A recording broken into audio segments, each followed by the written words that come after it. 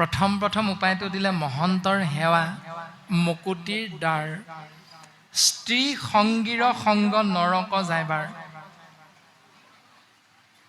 5 বছৰীয়া শিশু, দাসীৰ পুত্ৰ, কৃষ্ণ দৈপায়ন বেদব্যাসৰ আগত আশ্বাস প্ৰদানৰ বাবে দেৱৰ্ষি নাৰদে তেওঁৰ নিজৰ পূৰ্বজন্মটোৰ কথা টানি আনিছে আৰু 4জন কৃষ্ণৰ একান্ত ভকত সন্ন্যাসীৰ সংগ লাভ কৰাৰ বাবে সেই 5 বছৰীয়া শিশুৱে 5ৰ জন্মত ব্ৰহ্মাৰ মানস পুত্ৰ পাৰিষদী তনু নাৰদ ৰূপে জন্মগ্ৰহণ কৰিছে। আকৌ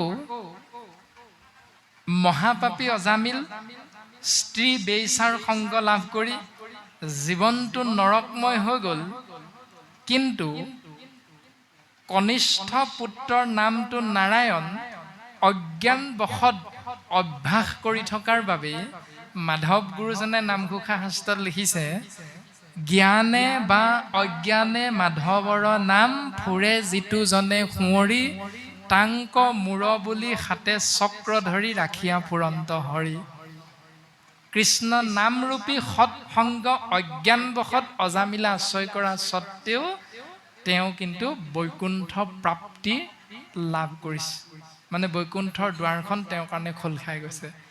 এতিয়া ঋষম প্ৰভুৱে কৈছে এই দুইটা পথ বন্ধন আৰু মোক্ষৰ বিষয়, গতিকে তোমালোকক কোনটো লাগে, বন্ধন লাগে নে মোক্ষ প্ৰাপ্তিৰ ইচ্ছা?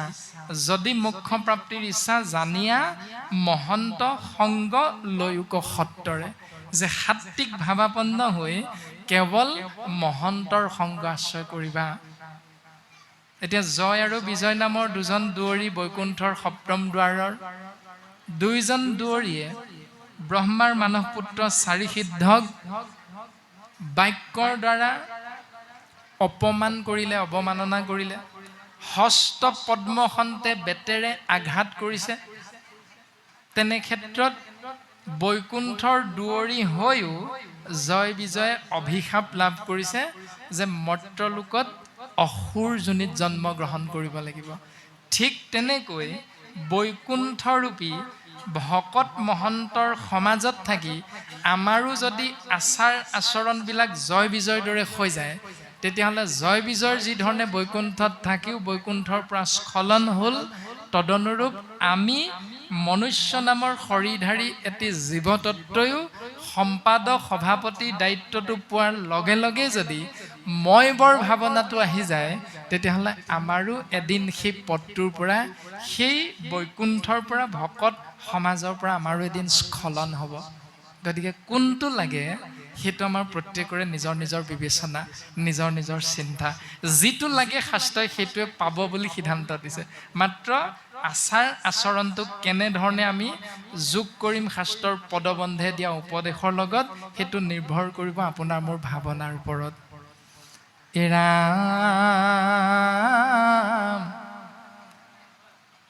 যাক বুলি সন্ত তাৰ শুনিও লক্ষণ, মোৰ পাদ পদ্মে যাৰ নুগুচয় মন।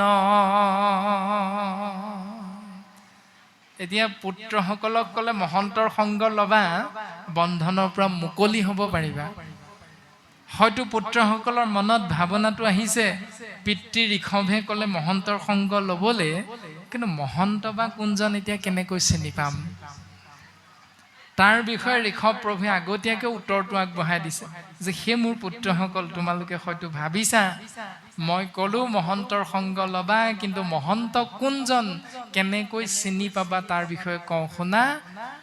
যাক বুলি সন্ত তাৰ শুনিও লক্ষণ, মোৰ পাদ পদ্মে যাৰ নুগুচয় মন। যিজন শৰীৰধাৰী মনুষ্যৰ মনটো কেৱল মোৰ চৰণত আছে, প্ৰথম এই লক্ষণটো যেতিয়া দেখা পাবা, তেওঁৱে হ'ল মহন্ত।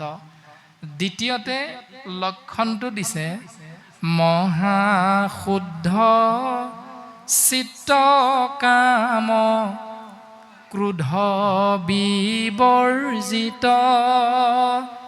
ভূত দায়া যাহাৰ সবাতে শুদ্ধ চিত্ত মই ঈশ্বৰত যাৰ সদা ভৈল ৰতি ধন জন গৃহত নকৰে আশকতি। দ্বিতীয়তে লক্ষণটো দিলে মহাশুদ্ধ চিত্ত কাম ক্ৰোধ বিবৰ্জিত। নামঘোষা শাস্ত্ৰত মাধৱ গুৰুজনে লিখিছে যে যতেক অনৰ্থ আছে সংসাৰত তাতে তিনিবিধ সাৰ কাম ক্ৰোধ লোভ আপোন নাশন জানি কৰা পৰিহাৰ। এই কথাটোকে নিমি নৱসিদ্ধ সংবাদত কৈছে মদ্যকো কৰিবা পাণ অমদ্যৰো নলবা ঘ্ৰাণ। অৰ্থাৎ ভকত হ'বলৈ হ'লে মদ খাব পাৰিব লাগিব। মদ খাব নোৱাৰিলে কিহৰ ভকত? মদ খাব পাৰিলেহে ভকত। এতিয়া মদ মানে কি? শ্ৰীমদ ভাগৱত। মদ মানে হ'ল অহংকাৰ। যে যেতিয়াই যেতিয়াই শৰণ ভজন ভক্তি সদাচাৰ চাৰিনমীয়া ভকতৰ শাৰীলে আমি নিজক উত্তৰণ ঘটাবৰ বাবে চিন্তা কৰিম, তেতিয়াই কাম ক্ৰোধ লোভ এই সংসাৰত থকা যিমানবিলাক অনৰ্থকাৰী বস্তু এইবিলাকক মদ বুলি কোৱা হৈছে। গতিকে মদৰূপী এই বস্তুবিলাকক পান কৰা বুলি কৈছে, অৰ্থাৎ হজম কৰিবৰ বাবে গুৰুজনাই উপদেশ প্ৰদান কৰিছে। এতিয়া ভকত হ'লে আমাৰ খংটো নাথাকিব লাগিব। ভকত হোৱাৰ লগে লগে আমাৰ অহংকাৰ নাথাকিব লাগিব। ভকত হ'লে আমি সকলোৰে দাসৰো দাস হ'ব পাৰিব লাগিব। যিটো মাধৱ গুৰুজনাই কৈছে দাসৰো দাসৰ টান দাস ভৈলো আমি। যিজন গুৰুৰ আমি প্ৰপন্ন শিষ্য সিজনে গুৰুৱে নিজকে দাসৰো দাসৰ টান দাস ভৈলো আমি বুলি আমাক উপদেশ প্ৰদান কৰিছে। আৰু আমি সেইজনা গুৰুৰে প্ৰপন্ন শিষ্য হৈ মইহে মই তইহে তই এই ভাৱনাটো আমি যুক্ত কৰিহে কেৱল সমাজত আমি ঘূৰি ফুৰোঁ, নিজৰ উপস্থিতিৰ উমান দিওঁ। গতিকে শুদ্ধ কোনটো অশুদ্ধ কোনটো হৈ আছে, যিহেতু ভাগৱত দৰ্শন মানে তোমালোক মনে মনে থাকা বোলে, ইফালে হুলস্থুল হৈছে এইফালেও মনে মনে থাকাচোন, পাঁচফালে হুলস্থুল হৈছে এইফালে অকণমান মনে মনে থাকাচোন। এইটো ভাগৱত দৰ্শন নহয়। ভাগৱত দৰ্শন হ'ল মই মনে মনে থাকিম। অৰ্থাৎ 11টা ইন্দ্ৰিয়ৰ লগত শাস্ত্ৰই উপদেশ দিয়া কোনটো নিয়ম বিয়োগ হৈ আছে সেইটো যোগ কৰি ল'বৰ বাবে আত্ম উপলব্ধি কৰাটোৱে হ'ল ভাগৱত দৰ্শন। তেওঁলোকৰ ভুল তোমালোকৰ ভুল এইবিলাক বিচাৰ কৰাটো ভকতৰ দৰ্শন নহয়। ভকতৰ দৰ্শন সমস্তকে হৰিময়। উদ্ধৱৰ আগত ভগৱন্ত পুৰুষে সিদ্ধান্ত দি থৈ গৈছে যে যত দেখা শুনা সবে মায়াময় স্বপ্ন হম হৰিময় দেখি দূৰ কৰা মতিভ্ৰম। যি দেখিবা চকুৰে, যি শুনিবা এই সংসাৰত তুমি ঘূৰি ফুৰোতে সকলোখিনি মায়াময়, একো একোটা সপোন। কিন্তু এই সপোনটোৰ পৰা এই মতিভ্ৰমৰ পৰা তুমি যদি ওলাই আহিবৰ ইচ্ছা কৰা তেতিয়াহ'লে সমস্ত ভূততে ব্যাপী আছো মই হৰি সবাকো মানিবা বিষ্ণু বুদ্ধি কৰি। তুমি সমস্তকে ঈশ্বৰময় জ্ঞান কৰিবলৈ চেষ্টা কৰিবা, দেখিবা আপোনা আপুনি এই সংসাৰখন সুন্দৰ হৈ গৈছে। কোনটো বিচাৰিছোঁ আমি নিজেহে বুজি পাওঁ। ঋষভ প্ৰভুৱে কৈছে যে মই ঈশ্বৰত যাৰ সদা ভৈল ৰতি ধন জন গৃহত নকৰে আশগতি। মোৰ ধন মোৰ জন, মই হ'লো মহাজন, ঐশ্বৰ্য বিভূতি মোৰ আছে। ঐশ্বৰ্য বিভূতি হ'লে পৃথিৱীখনো কিনিব পাৰি, ধৰ্ম কৰ্ম কেলৈনো লাগিছে। এতিয়া আমাৰ প্ৰায় ভাৱনা এইটোৱে হয় যে মোৰহে, কিয় দিম তাক। যদি ভকত হ'ব পাৰা তেতিয়াহ'লে ত্যাগৰ দ্বাৰা ভকতৰ পৰিচয় হয়। এতিয়া সেই ত্যাগ আমি কিমানে কৰিবৰ বাবে ইচ্ছা কৰোঁ সেইটো প্ৰত্যেকৰে নিজৰ নিজৰ ভাৱনা। দেহৰ নিৰ্বাহ পদে যি খব ধনত তাহাত অধিক কৰি নবাঞ্চে মনত।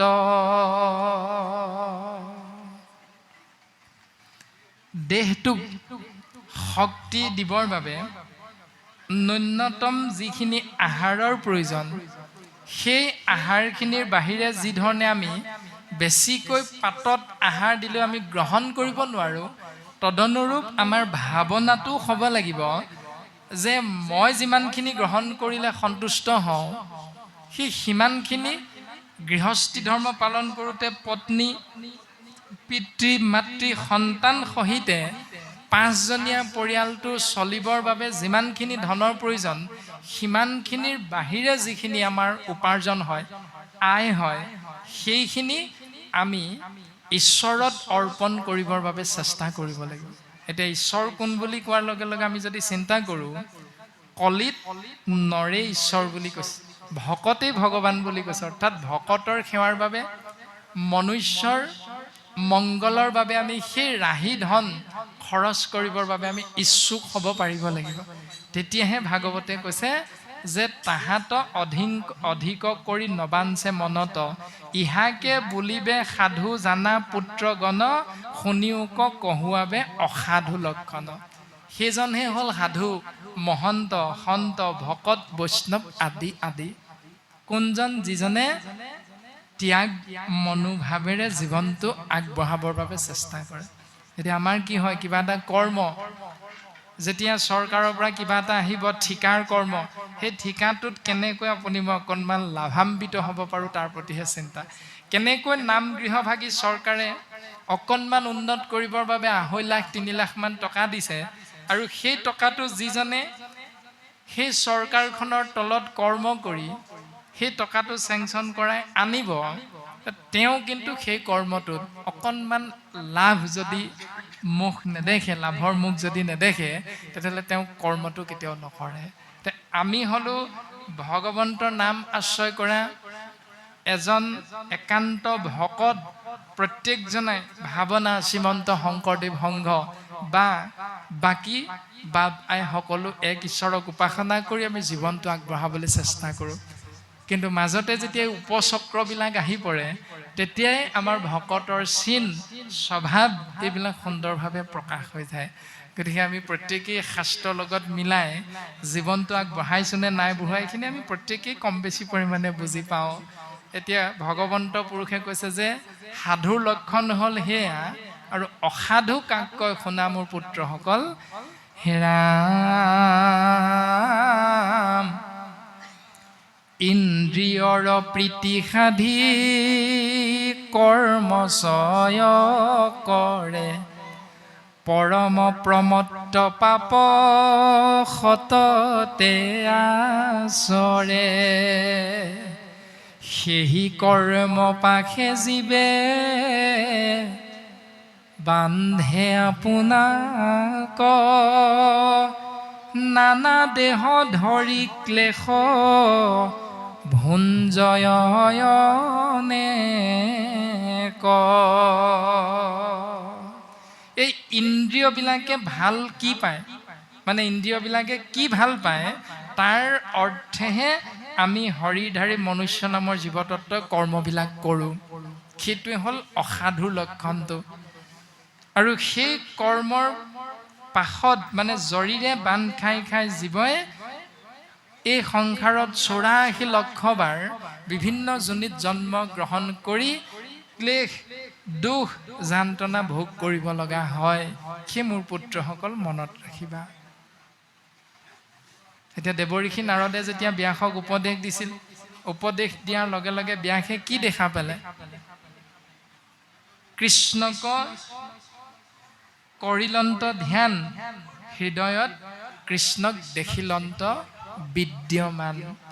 নাৰদৰ উপদেশত ব্যাসে কৃষ্ণক ধ্যান কৰিলে, আৰু সেই কৃষ্ণ তত্ত্ব হৃদয়তে দৰ্শন পালে। আৰু হৃদয়ত দৰ্শন পোৱাৰ লগে লগে আৰু এটা অপৰূপ দৃশ্য, যে বাওঁ পাশে মায়া, দক্ষিণত ভক্তি মাও, দেখি ব্যাস ঋষিৰ ৰোমাঞ্চ ভৈল গাঁও। যে বাওঁফালে মায়াক দেখিলে সোঁফালে ভক্তি। আৰু এই দৃশ্যটো দেখি ব্যাসৰ শৰীৰটো ৰোমাঞ্চিত হৈ গৈছে। আৰু সেই মায়া আৰু ভক্তিৰ মাজত কি দেখা পালে? দুহানো মধ্যস্থভাৱে আছা ভগৱন্ত। হৃদয়ৰ মাজত ভগৱন্ত কৃষ্ণ তত্ত্বক দৰ্শন পাইছে।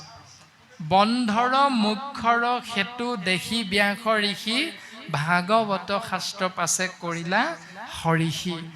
অৰ্থাৎ দেৱঋষি নাৰদ ৰূপী সন্তৰ উপদেশ মৰ্মে বন্ধনৰ পৰা মুকলি হোৱাৰ উপায়টো কেৱল কৃষ্ণ নাম, এইটো বুজি পায় উত্তম শাস্ত্ৰ মহাভাগৱত জীৱৰ মংগলৰ অৰ্থে প্ৰকাশ কৰি থৈ গৈছে। ইমান সুন্দৰ দৰ্শন প্ৰকাশ কৰিছে কৃষ্ণ নাম জীৱৰ মংগল সাধন। আৰু সেই ভাগৱত বাংময় মূৰ্তি শ্ৰৱণ কৰাৰ লগে লগে জীৱৰ মংগল সাধন হয়। এইটো জনাৰ পাছতো আপুনি আমি সেই ভাগৱত কৃষ্ণ নাম শ্ৰৱণ কৰাৰ পৰা নিজক আঁতৰাই ৰাখোঁ। আৰু শ্ৰৱণ কৰাৰ লগে লগে মুকুতি হয়, কীৰ্তন কৰাৰ লগে লগে মুকুতি হয়। তাৰো এটি সুন্দৰ দৰ্শন আছে যে একাদশ স্কন্ধত যেতিয়া কৃষ্ণ তত্ত্বই তেওঁৰ যদুবীৰসকলক ধ্বংস কৰি থৈ গ'ল, দুটা অভিশাপ। এক হ'ল বিখ্যাত ভাৰত যুদ্ধৰ অন্তত পাণ্ডৱ জননী কুন্তীৰ পৰা যেতিয়া কৃষ্ণ তত্ত্বই বিদায় লৈছে, আকৌ অন্য হাতেদি গান্ধাৰীৰ পৰাও কৌৰৱ জননী গান্ধাৰীৰ পৰাও যেতিয়া বিদায় লৈছে, তেতিয়া গান্ধাৰীয়ে কিন্তু কৃষ্ণক অভিশাপ প্ৰদান কৰিছে যে হে কৃষ্ণ, তোমাৰ কুটচালিতে মোৰ কৌৰৱ বংশ ধ্বংস হ'ল। আৰু মনত ৰাখিবা, এদিন তোমাৰো যদুবংশ এনেকৈ ভাই ভাইৰ মাজতে কটা মৰা হৈ ধ্বংস হ'ব। এইটো অভিশাপ। আকৌ পিণ্ডাৰক নামৰ তীৰ্থত শাম্ব কুমাৰৰ লগৰীয়াসকলৰ সহিতে যি এটা কাহিনী ভাগৱতে দৰ্শন কৰাইছে, 10 মাহ পূৰ্ণ গৰ্ভাৱতী এগৰাকী মাতৃৰ ৰূপত পুত্ৰ নে কন্যা জন্ম হ'ব, ইয়াৰ বিষয়ে জানিবৰ বাবে ত্ৰিকালদৰ্শী ঋষিমুনিসকলৰ আগত যেতিয়া সেৱা কৰিছিল, সেই সেৱাত ধ্যান যোগে গম পালে, যোগবলে গম পাই অভিশাপ প্ৰদান কৰিছে ঋষিমুনিসকলে যে এই ব্যৱস্থাৰ দ্বাৰাই যদুবংশ ধ্বংস হ'ব। আৰু যিদিনাৰ পৰাই যদুবীৰসকলে কৃষ্ণৰ বিষয়ে ভাবিবলৈ ল'লে যে কৃষ্ণ আমাৰ বয়সৰে সমান, গতিকে এওঁ ঈশ্বৰ কেনেকৈ হ'ব পাৰে, এওঁ আমাৰ লগৰীয়া, কৃষ্ণ সম্পৰ্কত মোৰ ভতিজা, কৃষ্ণ সম্পৰ্কত মোৰ ভাগিন, আদি আদি ভাৱনাবিলাকেৰে যেতিয়াই জগতৰ ঈশ্বৰ কৃষ্ণক সম্বোধন কৰিবলৈ লাগিলে, সম্পৰ্কবিলাক বজাই ৰাখিবলৈ ধৰিলে, সেই মুহূৰ্তৰ পৰাই যদুবংশ ধ্বংসৰ আৰম্ভ হৈ গ'ল। ঠিক তেনেকৈ ভাগৱত বাংময় মূৰ্তিক যিদিনাই আমি ভাবিম আমাক পালন কৰিবলৈ কোৱা উপদেশবিলাক ভাগৱতৰ বাক্য বুলিহে যিদিনাই ভাবিম, সেইদিনাৰ পৰা আমাৰ গৃহত গুৰু গৃহ থাকিলেও, বাংময় মূৰ্তি গুণমালা থাকিলেও, সেইদিনাৰ পৰা আপোনাৰ মোৰ গৃহত কিন্তু অমংগলৰ আৰম্ভণি হৈ যাব। কোনটো পালন কৰিম? বোলে গুৰু গৃহ বাহিৰতহে আছে, মাছ মাংস ভিতৰত আনি খাব পাৰিম দিয়া। এনেধৰণৰ চিন্তাবিলাক যিদিনাৰ পৰা আৰম্ভ হ'ব, সেইদিনাৰ পৰা গৃহখন অমংগলৰ দিশেৰে আগবাঢ়ি যায়। গতিকে আমি চিন্তা কৰিব লাগিব। শাস্ত্ৰত কৈছে যে জড়িত থাকে মূৰ ভক্ত উদাৰ চৰিত্ৰ, কীট পতংগকো কৰয় তেখনে পবিত্ৰ। বাপজন নামাচাৰ্য, বাপজন নামঘৰীয়া, 2 বছৰমানৰ মূৰত ভাগিনীয়েকৰ ঘৰত উপস্থিত হ'ল। ভাগিনে সুধিছে, বোলে মোমাই দেউ, আপুনিতো গাঁৱত নামঘৰীয়া নামাচাৰ্য, মইতো জানো, কিন্তু ইমান দিনৰ মূৰত আহিছে, সোধাই সোধাই ভাত সাজ কেনেকৈ খুৱাম? কিবা কিবি লয় যদি কওকচোন, কোনেও নেদেখাকে মনে মনে যোগাৰ কৰি দিম দিয়ক। এই বুলি কোৱাৰ লগে লগে নামাচাৰ্য মামাই চিন্তা কৰিলে, বোলে এৰা ভাগিনৰ ঘৰতনো কোন, মইহে উপস্থিত আছো, গতিকে পাৰিম দিয়া। এই বুলি ভাবি বোলে মাছ অকণ হ'লে বেয়া নহয়। এই বুলি কোৱাৰ লগে লগে ভাগিনে পুখুৰীৰ পৰা যেতিয়া 2জনী মাছ জালখন বাই ধৰি আনিব, তেতিয়া ভাগৱতে কোৱা সেই বাক্যৰ অনৰ্থক হৈ যায়, মূল্য নাথাকে। অৰ্থাৎ জড়িত থাকে মূৰ ভক্ত উদাৰ চৰিত্ৰ, ভকত হ'ব লাগিব উদাৰ চৰিত্ৰৰ। ভকতৰ আগমনত উৰণ বুৰণ গজন এই বাকী তিনিমুঠি জীৱৰ কল্যাণ হ'ব শাস্ত্ৰই সিদ্ধান্ত দিছে। কিন্তু আপোনাৰ মোৰ উপস্থিতিত পুখুৰীত দুজনী মাছৰ মৃত্যু হ'ল। আপোনাৰ মোৰ উপস্থিতিত, আপোনাৰ মোৰ সফলতাত সমস্ত কৃতকৰ্ম যে হস্তে কৰা কীৰ্তি কৰ্ম সমস্ত কৃষ্ণত অৰ্পণ কৰিবৰ বাবে উপদেশ প্ৰদান কৰিছে। প্ৰহ্লাদ চৰিত্ৰত কৃষ্ণ উদ্ধৱ সংবাদত একাদশ স্কন্ধত খুব সুন্দৰভাৱে উল্লেখ কৰিছে যে যতেক সুকীৰ্তি আছে কৃষ্ণত অৰ্পিবা। এতিয়া আমি কৃষ্ণদেৱৰ পৰা কৃপা ভিক্ষা কৰোঁ কেতিয়া? যেতিয়া আমাৰ সন্তানটোৱে মেট্ৰিক পৰীক্ষা দিব, তাৰ দুদিনৰ আগত কৃষ্ণদেৱৰ কৃপা বিচাৰোঁ।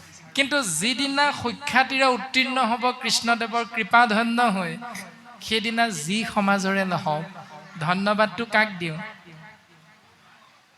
সেইদিনা ধন্যবাদটো কাক দিওঁ? গঁড়ালৰ আমলৰীয়া সাধুক। সেইদিনা ধন্যবাদটো কাক দিওঁ? 5টামান ব্ৰইলাৰক। এইটো হ'ল ভাগৱত ধৰ্মৰ বিপৰীত নিয়মটো আপুনি আমি পালন কৰোঁ। ভকত হৈছোঁ, ঈশ্বৰৰ পৰা কৃপা বিচাৰিছোঁ, কিন্তু ধন্যবাদটো ঈশ্বৰক নিদিওঁ। ৰজা পৰীক্ষিতে অভিশপ্ত হ'ল বুজি পালে, 60,000 ঋষিমুনি তেওঁৰ কাষত উপস্থিত হ'ল বুজি পালে, 60,000 ঋষিমুনিয়ে তেওঁক উপদেশ দিলে বুজি পালে। যেতিয়া শুকগুৰুৰ আগমন হ'ল ধন্যবাদ কাক দিছে? যে দেৱৰো দুৰ্লভ, দেৱতাই যাক বিচাৰিলে সততে লাভ কৰিব নোৱাৰে কৃপা, সেই শুকদেৱ তুমি আমাৰ গৃহত আহি উপস্থিত হ'লা, গৃহতে থাকিয়া দেখিলোঁ তজু চৰণ।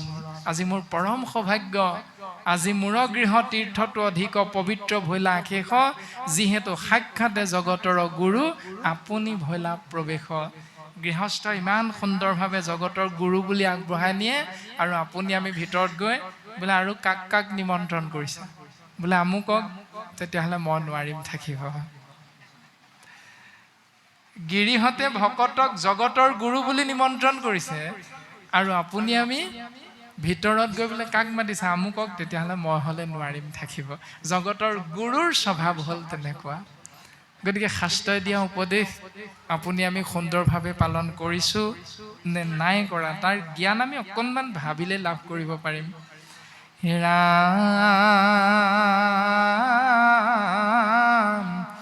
যাৱত পুৰুষে তত্ত্ব নকৰে বিচাৰ, অজ্ঞান তিমিৰে পৰি দেখে অন্ধকাৰ। যেতিয়ালৈকে আমি পুৰুষৰূপী জীৱতত্ত্বই শাস্ত্ৰ পঢ়ি পঢ়ি তাৰ বাক্যৰ অৰ্থ অন্তৰাত্মাত অনুধাৱন কৰি সেই মতেৰে পালন কৰিবলৈ ইচ্ছা নকৰিম, তেতিয়ালৈকে অজ্ঞান অন্ধকাৰত পৰি আমি এই সংসাৰত বাট বুলিব লাগিব। অজ্ঞান তিমিৰে পৰি দেখে অন্ধকাৰ। এই সংসাৰখন আমি অবস্তুকে বস্তু বুলি ভাবি জীয়াই থাকিব লাগিব। গতিকে সেই মোৰ পুত্ৰসকল, তোমালোকে শুনা। অ ৰাম আবে আৰ সেইটো শুনি ক পুত্ৰ গণ, কৰ্ম জৰি বান্ধিলে ক পুৰুষৰ মন, হেন কৰ্মাত্মক মনে শৰীৰক ধৰে, মৰি উপজয় কতু উপজিয়া মৰে। এই কৰ্মবিলাককে আশ্ৰয় কৰি যেতিয়া আমি শৰীৰটোৰ মাজত আত্মাতত্ত্ব সোমাই থাকিম, তেতিয়া আত্মাতত্ত্ব সংসাৰ এৰিলেও পুনঃ পুনঃ এই সংসাৰলৈ আয়াজাত কৰিব লাগিব।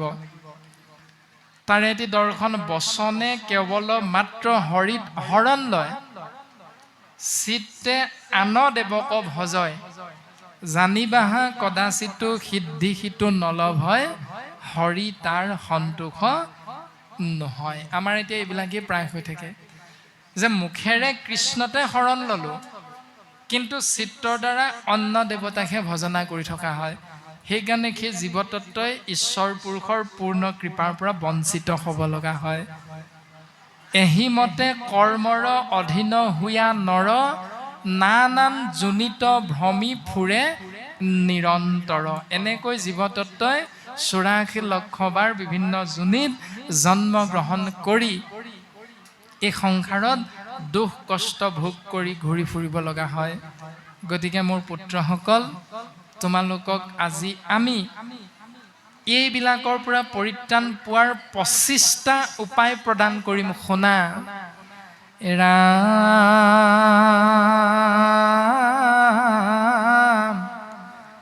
যিজনে চিন্তয় হেন গ্ৰন্থি হৃদয়ৰ,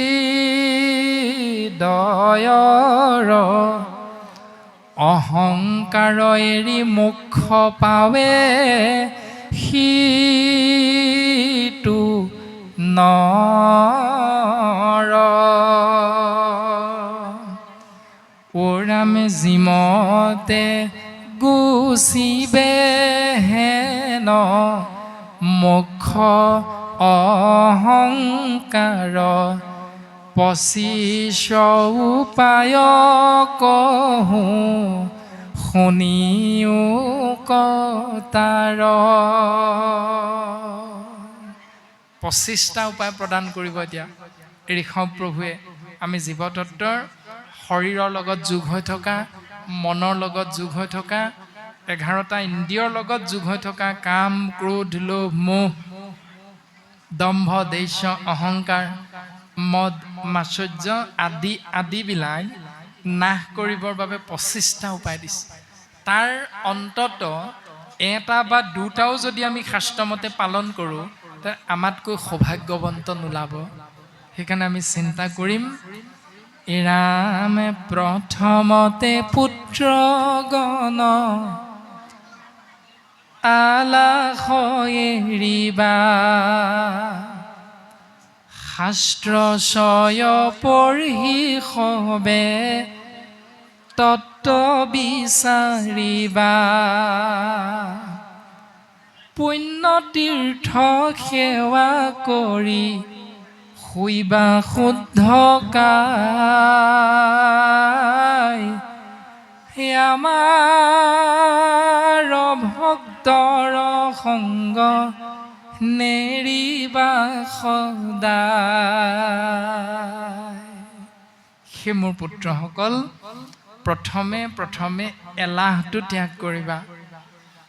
দ্বিতীয়তে শাস্ত্ৰ পঢ়িবা, কিন্তু ভাটৌৰ চৰাইৰ দৰে মুখস্থ নকৰিবা।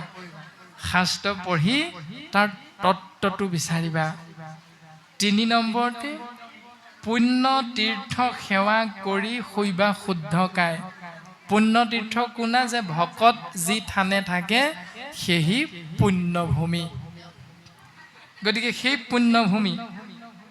দ্বিতীয়তে তীৰ্থ ভ্ৰমিবলৈ যাবই নালাগে, নাই ক'তো পুণ্য ঠাই, পিতৃ মাতৃ সেৱাই সৰ্বশ্ৰেষ্ঠ ধৰ্ম, সেয়ে হ'ব বৈকুণ্ঠ ঠাই।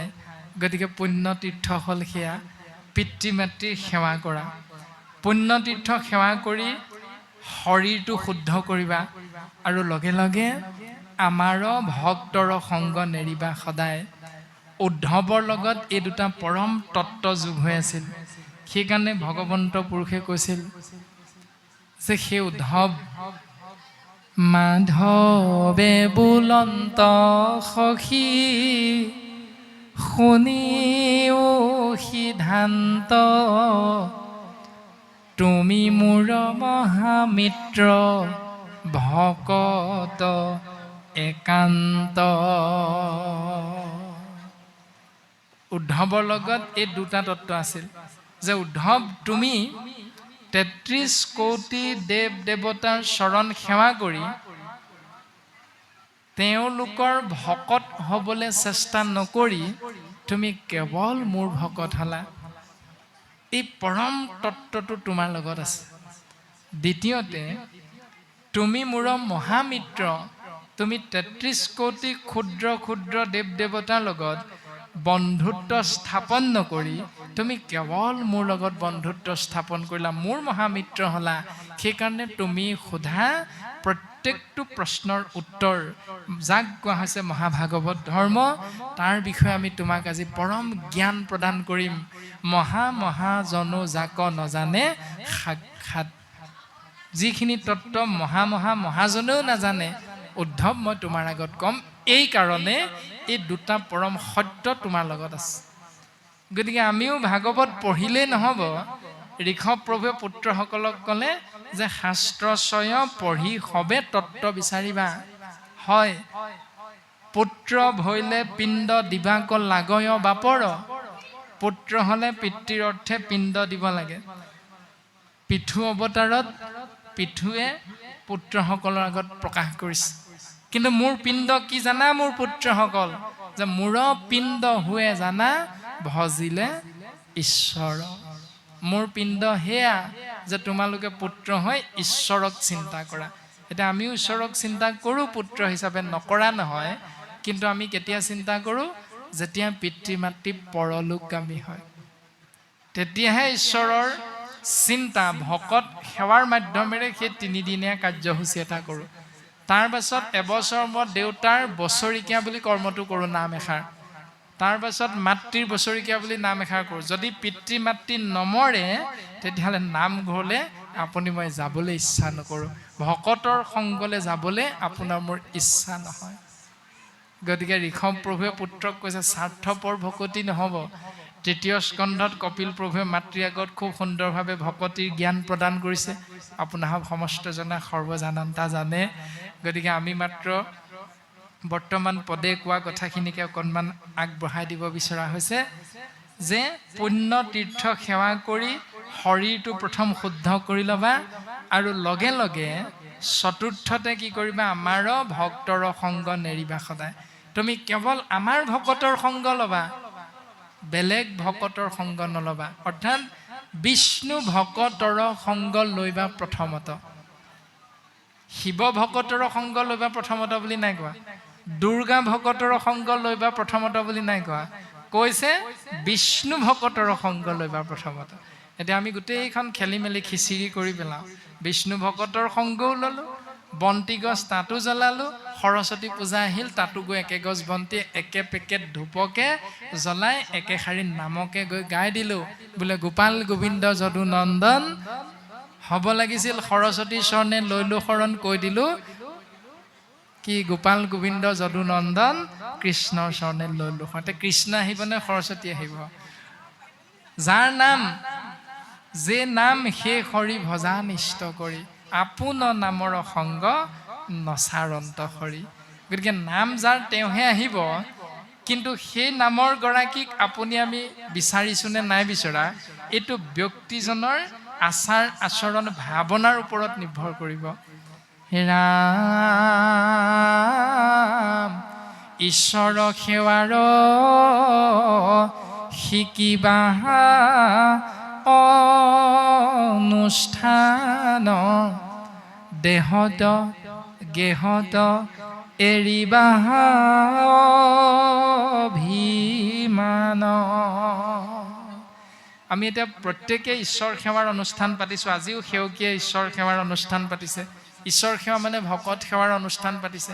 কিন্তু ভকত সেৱাৰ অনুষ্ঠান আয়োজন কৰোঁতে প্ৰথম স্কন্ধ ভাগৱতত দেৱঋষি নাৰদৰ আগমনত ব্যাসদেৱে কি কৰিছিল? পাদ্য অৰ্ঘে গন্ধে ধূপে পূজিলা সাদৰে।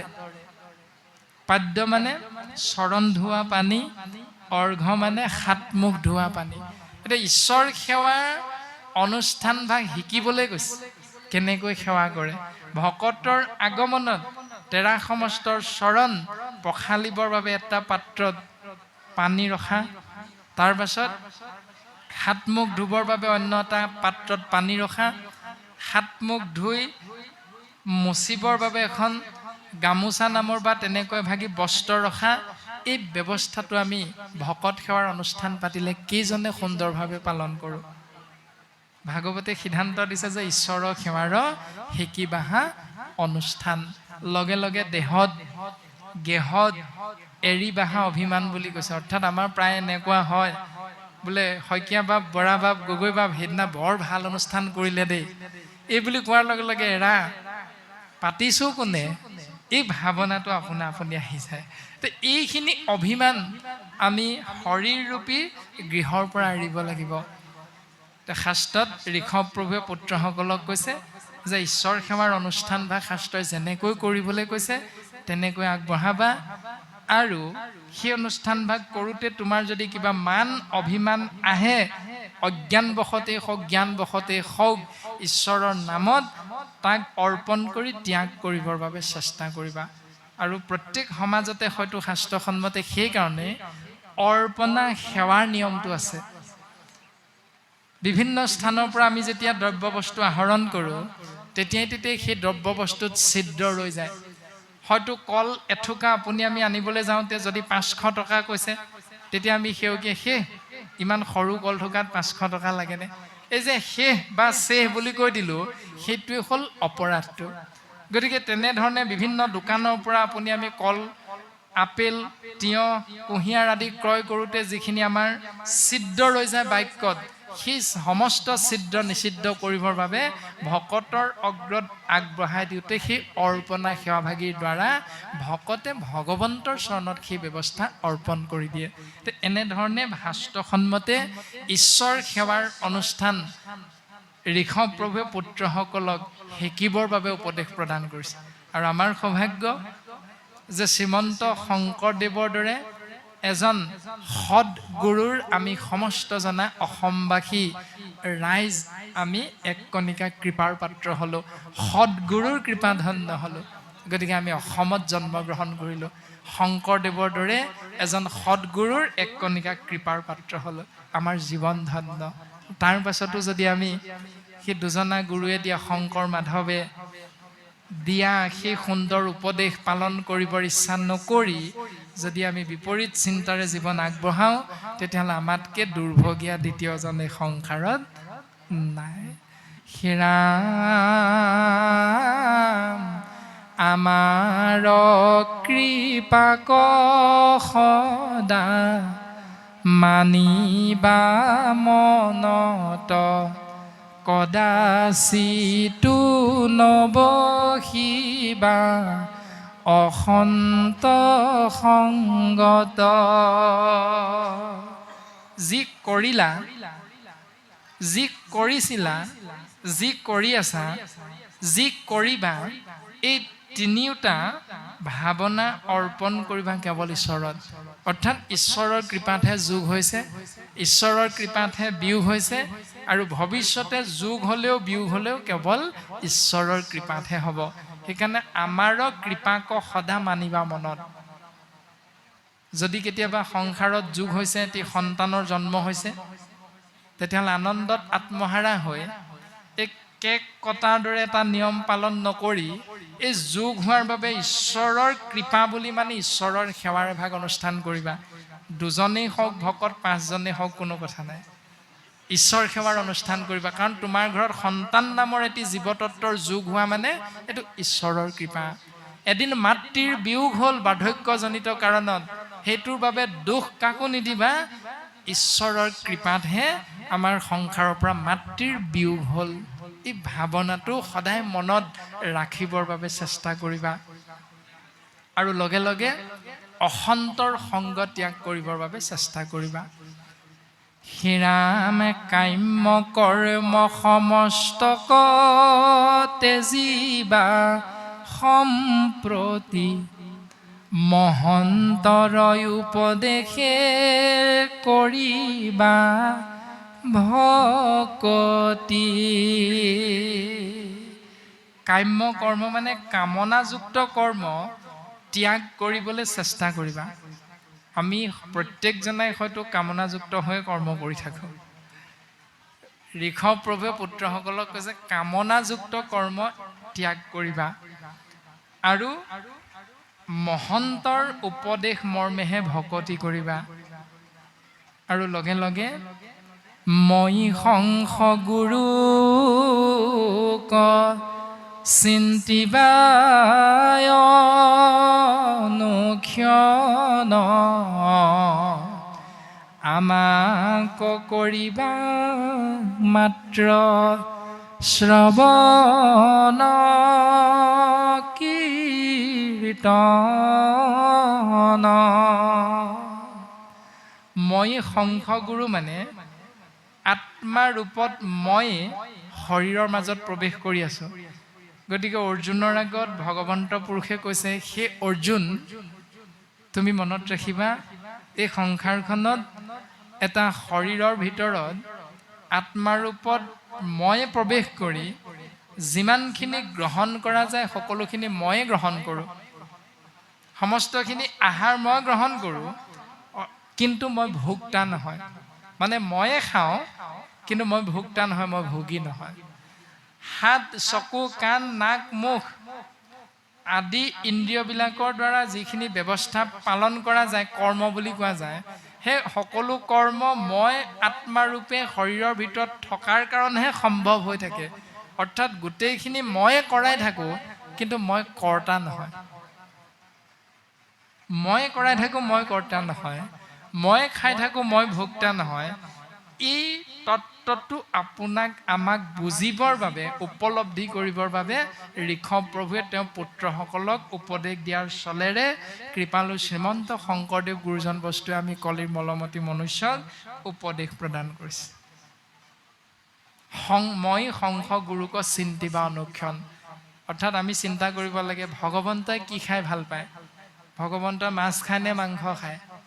যদি ভগৱন্তই মাছ খাই ভাল পায়, তেতিয়াহ'লে সেই ভগৱন্ত ক'ত আছে? আপোনাৰ মোৰ হৃদয়ৰ মাজত, যিহেতু চৈতন্যপূৰ্ণ পৰম আত্মা ৰূপে হৰি হৃদয়ত আচন্ত প্ৰকাশী, তাতে সেই ইন্দ্ৰিয় গণ ভূত প্ৰাণ বুদ্ধি মন প্ৰৱৰ্তে যতে কজৰ ৰাখি। চিন্তা কৰিব লাগে যে ভগৱন্ত আত্মাৰ ৰূপত হৃদয়ৰ মাজত আছে, মাছ খাবলৈ মন গৈছে, সেইটো হ'ল লোভ।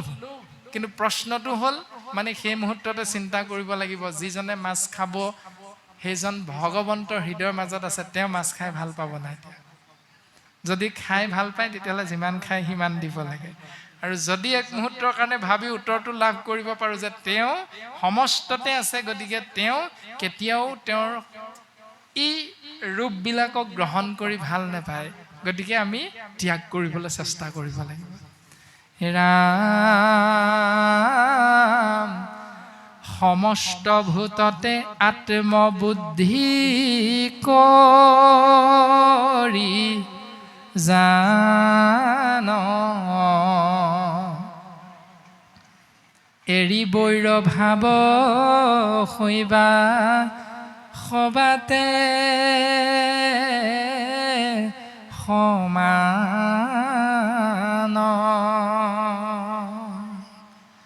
সমস্ত ভূততে আত্মবুদ্ধি। ভূত আছে মাত্ৰ সংসাৰত 5টা: ক্ষিতি, অপ, মৰুত, ব্যোম, তেজ। এই 5টা সংখ্যা ভূতক সমস্ত বুলি কোৱা হৈছে। এতিয়া এই 5টা ভূতৰ গৰাকী কোন? ভগৱান, এক শক্তি, যাক আমি সকলোৱে কওঁ ভগৱান। ভ মানে কি? ভূমি। গ মানে কি? গগন। ও মানে কি? বায়ু। আ মানে কি? অগ্নি বা অনল। আৰু ন মানে নীৰ অৰ্থাৎ পানী। ক্ষিতি, অপ, মৰুত, ব্যোম, তেজ।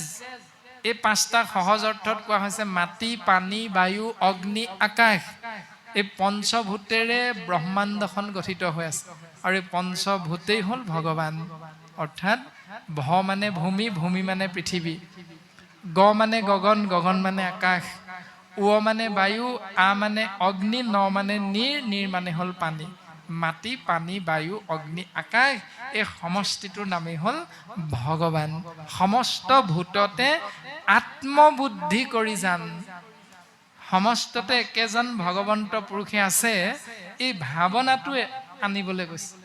এৰি বৈৰ ভাৱ শৈবা সবাতে সমান। সকলোৰে প্ৰতি সমান ভাৱনা। একাদশ স্কন্ধটো কৈছে, নিশ্বত সাধুত ভৈল এক জ্ঞান, দাতাত চুৰত দৃষ্টি একতুল, ব্ৰাহ্মণৰ চাণ্ডালৰ নিবিচাৰি জাতিকুল। কুকুৰ চিগাল গৰ্দভৰু আত্মাৰাম জানিয়া সবাকো পৰি কৰিবা প্ৰণাম। ইমান সুন্দৰভাৱে কৈছে। আৰু ভকত শব্দৰ অৰ্থটোতে সোমাই আছে গোটেইখিনি কথা। ভ মানে ভকে আহিব লাগে, ক মানে কৰকে খাব লাগে, আৰু ত মানে তৎক্ষণাত যাব লাগে। সেয়াই হ'ল ভকত। এতিয়া শাস্ত্ৰই সিদ্ধান্ত দিছে, হেৰা ভ মানে ভগৱন্ত, ভৱ বিমোচন, ভজন ভক্তিত পূৰ্ণ সুৱন্ত যিজন। ভ বৰ্ণটোৱে কৈছে ভ মানে ভগৱন্ত, ভৱ বিমোচন। অৰ্থাৎ এই ভৱ সংসাৰখনৰ পৰা উদ্ধাৰ কৰোঁতা হ'ল কেৱল ভগৱন্ত, মানে পঞ্চভূতেৰে নিৰ্মিত এই সংসাৰৰ গৰাকী দ্বাৰাহে সংসাৰৰ পৰা আমি পৰিত্ৰাণ পাব পাৰিম। তাৰ কাৰণে ভজন ভক্তিত পূৰ্ণ হ'ব লাগিব। ভজন মানে ভাবি থকা। ভজ ধাতু যোগ ইক্তিন প্ৰত্যয় সমান ভক্তি। ভজন ভক্তিত পূৰ্ণ সুৱন্ত যিজন। ভজন মানে ভাবি থাকিব লাগিব, আৰু ভক্তি মানে ভাবেই ভক্তি, ভাবিলেই ভগৱন্তক পায়। ইক্তিন প্ৰত্যয়ৰ অৰ্থ হ'ল আনন্দ। যাৰ কথা ভাবিলে আমি জীৱতত্ত্বই আনন্দৰ উপৰি আনন্দ লাভ কৰিব পাৰিম, তাৰ নামেই হ'ল ভ বৰ্ণটোৱে নিৰ্ণয় কৰিছে। ভজন আৰু ভক্তিত পূৰ্ণ, অৰ্থাৎ যাৰ ঘৰলৈ গ'লে, যিজনৰ সংগ পালে কোনোদিন আপোনাৰ মোৰ দুখ নালাগে, কেৱল হাঁহি আনন্দৰ মাজেৰে জীৱনটো পাৰ কৰিব পাৰিম যাৰ সংগ পালে। ভ বৰ্ণটোৱে সিদ্ধান্তটো দিছে। সেইজনে হ'ল ঈশ্বৰ কৃষ্ণ তত্ত্ব। সেইজন এনেকুৱা এজন শক্তিৰ গৰাকী, যিজনে ৯৯ বাৰলৈকে শিশু পালে, গালি পৰা স্বত্তেও তেওঁ সহ্য কৰি থাকিব পাৰিছিল। কৃষ্ণস্তু ভগৱান স্বয়ং। কিন্তু ১০০ বাৰ পাৰ হোৱাৰ লগে লগে প্ৰতিশ্ৰুতি ৰক্ষা কৰি শিশুপাল ৰূপী আত্মাতত্ত্বক এই সংসাৰৰ পৰা বিদায় দিছে। সেইজন ভগৱান, যিজনে দুষ্টক দমন কৰিব পৰাৰ সমস্ত শক্তি সুদৰ্শন চক্ৰৰূপী অস্ত্ৰ হাতত লৈ থকাৰ পাছতো ভকতৰ বাবে তেওঁ দহু আঙুলি সদায় বাংশীটো হাতত লৈ ফুৰে। সেইজনেই হ'ল আপোনাৰ মোৰ ভজনীয় উপাস্য তত্ত্ব ভগৱান, যিজনে দুষ্টক দমনৰ বাবে এই আঙুলিটোৱে মাত্ৰ যথেষ্ট, দুষ্টক দমনৰ বাবে। কিন্তু ভকতক তেওঁ ইমানেই ভাল পায়, যাৰ বাবে তেওঁ দহু আঙুলি ব্যৱহাৰ কৰা এটি বাংশী সদায় তেওঁ লগত লৈ ফুৰে। আমি এতিয়া কোনটো বিচাৰিম? সেইকাৰণে গুৰুজনে আমাক শিৱ সংস্কৃতি, ব্ৰহ্মা সংস্কৃতি, দেৱ সংস্কৃতি, দৈত্য সংস্কৃতিৰ কথা নাই কোৱা। কৃপালু শ্ৰীমন্ত শংকৰদেৱ গুৰুজনে আমাক শিকাইছে কেৱল কৃষ্ণ সংস্কৃতি। যিজনে ভৃগুমুনিয়ে তিনিজন দেৱৰ ভিতৰত, ত্ৰিদেৱৰ ভিতৰত উপাস্য দেৱ কোন হ'ব পৰীক্ষাৰ দায়িত্ব পায়, বৈকুণ্ঠত গৈ ভগৱন্ত কৃষ্ণ তত্ত্বক বুকুত এটা গুৰ মৰাৰ পাছতো ভগৱন্ত পুৰুষৰ বাক্য উচ্চাৰিত হৈছিল পদ্মমুখখনতে, যে সেই ব্ৰাহ্মণ, সেই দেৱ, তোমাৰ ইমান কপাহ কোমল চৰণৰ দ্বাৰা আমাৰ বৰ্জ্য কঠিন এই বুকুত গুৰ মাৰি দিলা, সেই দেৱ তুমি চাগে বৰ দুখ পালা নহয়নে? সেয়া সংস্কৃতি গুৰুজন বস্তু আমাক শিকাইছে, কৃষ্ণ সংস্কৃতি। কোনো অসুৰ সংস্কৃতি শিকোৱা নাই, কোনো শিৱ সংস্কৃতি শিকোৱা নাই, কোনো ব্ৰহ্মাৰ সংস্কৃতি শিকোৱা নাই, শিকাইছে কেৱল কৃষ্ণ সংস্কৃতি। গতিকে সেইজন ঈশ্বৰ পুৰুষৰ যি চৰিত্ৰ শুনিও কৃষ্ণৰ চৰিত্ৰ বুলি কৈছে। গতিকে আমাক কৃষ্ণৰ সেই চৰিত্ৰ শুনি আমি সমস্তজনাকে কৃষ্ণ সংস্কৃতিৰ দ্বাৰা সমাজ গঠন কৰিবৰ বাবে গুৰুজনাই উপদেশ দিছে। তাৰ মাজত আমি কিয় খাম খেয়ালি মইহে মই, তইহে তই বৰ ভাৱনাটো কিয় আমাৰ হৃদয়ৰ মাজত, মনৰ মাজত ঠাই পায়, এইটোৱে হ'ল শাস্ত্ৰৰ লগত নিমিলা চিন্তাটো। গুৰুজনাই কৈছে যে সমস্ত ভূততে আত্মবুদ্ধি কৰি জান, ভ বৰ্ণটোৱে ক'লে। ক বৰ্ণটোৱে সিদ্ধান্ত দিলে কবৰ্ণে কৃষ্ণ শৰণ পবিত্ৰ পৰম। কবৰ্ণই ক'লে কৃষ্ণত শৰণ লোৱা পবিত্ৰ পৰম। আত্মাক মানন্ত কৃষ্ণ সমস্তকে সম। এতিয়া আমি সমস্তজনকে সম ভাৱনাৰে চাইছোনে নাই চোৱা? এইটো নিজেহে বুজি পাম। তাৰ পাছত ত বৰ্ণটোৱে সিদ্ধান্ত দিলে, ৰাম ত বৰ্ণে তৰ নৰ উপায় শৰণ হৃদয় পদ্মত ধৰে কৃষ্ণৰ শৰণ। ও ৰামে হি তিনি অৰ্থে জাক বেঢ়িয়াছয় সৰ্বজনে সেহিজন ভকত বোলয়। সকলোৱে সিজনকে ভকত বুলি কয়। এতিয়া ভকতৰ হৃদয়খন পদুম ফুলৰ লগত তুলনা কৰিলে। কিয়? পদুম ফুলৰ জন্ম বোকা, পদুম ফুলৰ জন্ম পানী। কিন্তু বিশেষ তত্ত্বটো হ'ল বোকায়ো লেতেৰা কৰিব নোৱাৰে, পানীয়েও তিয়াব নোৱাৰে। সেয়া হ'ল পদুম ফুলৰ বিশেষ তত্ত্ব। আৰু আমি যেতিয়া শৰণ, ভজন, ভক্তি, সদাচাৰৰ জৰিয়তে চাৰিনমীয়া এজন ভকত হ'ম, তেতিয়া আমাৰ হৃদয়খন হ'ব লাগিব তেনেকুৱা যে হাজাৰটা কটু কথা আপোনাৰ মোৰ কাণত পৰিলেও সমস্তখিনি আপুনি মই হজম কৰিব পৰা শক্তি আহৰণ কৰিব লাগিব। যদি চিন্তা কৰোঁ, এখন বিশাল সমুদ্ৰত এখন জাহাজ উপঙি থাকিব পাৰে তেতিয়ালৈকে যেতিয়ালৈকে জাহাজখনত এটি সৰু ফুটাই দি পানী নোসোমায়, তেতিয়ালৈকে জাহাজখন সুন্দৰভাৱে উপঙি থাকিব। কিন্তু যেতিয়াই জাহাজখনত এটা সৰু ফুটাই দি পানী সোমাই যাব, তেতিয়াই জাহাজখন আপোনা আপুনি তললৈ গুচি যাব।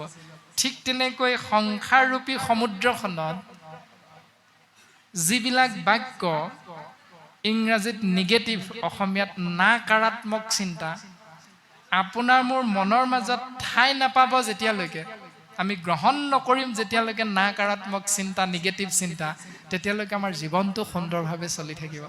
জীৱনৰূপী নৌকাখন, জাহাজখন, দেহৰূপী নৌকাখন সুন্দৰভাৱে সংসাৰৰূপী সমুদ্ৰত চলি থাকিব। যিদিনাই অন্য এজনৰ এষাৰ বাক্যই আপোনাৰ মোৰ কৰ্ণহন্তে সোমাই হৃদয়ত প্ৰৱেশ কৰি ক্ৰিয়া কৰিব, গ্ৰহণ কৰিম নিগেটিভ চিন্তাটো, সেইদিনা আপোনাৰ মোৰ সংসাৰখনত বেমেজালি হৈ যাব। চিন্তা আপোনাৰ মোৰ নিজৰ। এতিয়া নিগেটিভ চিন্তাবিলাক গ্ৰহণ কৰিম নে নকৰিম, সেইটো আপোনাৰ মোৰ ওপৰত নিৰ্ভৰ কৰিব। সংসাৰখন সৰ্বাংগ সুন্দৰ কৰিবৰ কাৰণে কোনটো ব্যৱস্থাৰে জীৱনটো আগবঢ়াই নিম। ঋষভ প্ৰভুৱেও তেওঁৰ পুত্ৰসকলক এনেকৈ 25টা উপায় প্ৰদান কৰিছে যে সমস্ত ভূততে আত্মবুদ্ধি কৰি জান। ক'লে আৰু তেওঁহে ক'লে, তেওঁনো মোক কিয় তেনেকৈ ক'ব এই বুলি নাভাবি, তেওঁ মোক কিয় তেনেকৈ ক'লে, এই ভাৱনাটো যদি আনো, তেতিয়াহ'লে ভাবিব লাগিব লগে লগে তেওঁ মোক খুব ভাল পায়, সেইকাৰণেহে তেওঁ মোক ভুলটো দেখুৱাই দিছে। তেওঁৰ সমান ভাল পোৱা মোৰ দ্বিতীয়জন নাই। যদি তেওঁ মোক ভাল নেপালেহেঁতেন, তেতিয়া মোক কেতিয়াও তেওঁ গালি নেপাৰিলেহেঁতেন। এই বুলি ভবাৰ লগে লগে আপোনাৰ মোৰ সেইটো পজিটিভ চিন্তা, সাকাৰাত্মক চিন্তা। আৰু যেতিয়া তেওঁ মোক কেলে তেনেকৈ ক'ব, তাকো মই এদিন চাই ল'ম, এইটো হ'ল নিগেটিভ নাকাৰাত্মক চিন্তা। এতিয়া কোনটো আশ্ৰয় কৰিম? শাস্ত্ৰই কোনটো আশ্ৰয় কৰিলে জীৱন ধন্য হ'ব, সেইটোৰ জ্ঞান আমাক সুন্দৰভাৱে প্ৰদান কৰিছে। ৰামে তৃষ্ণা এৰি সৰ্বক্ষণে সুস্থ হৈবা মন,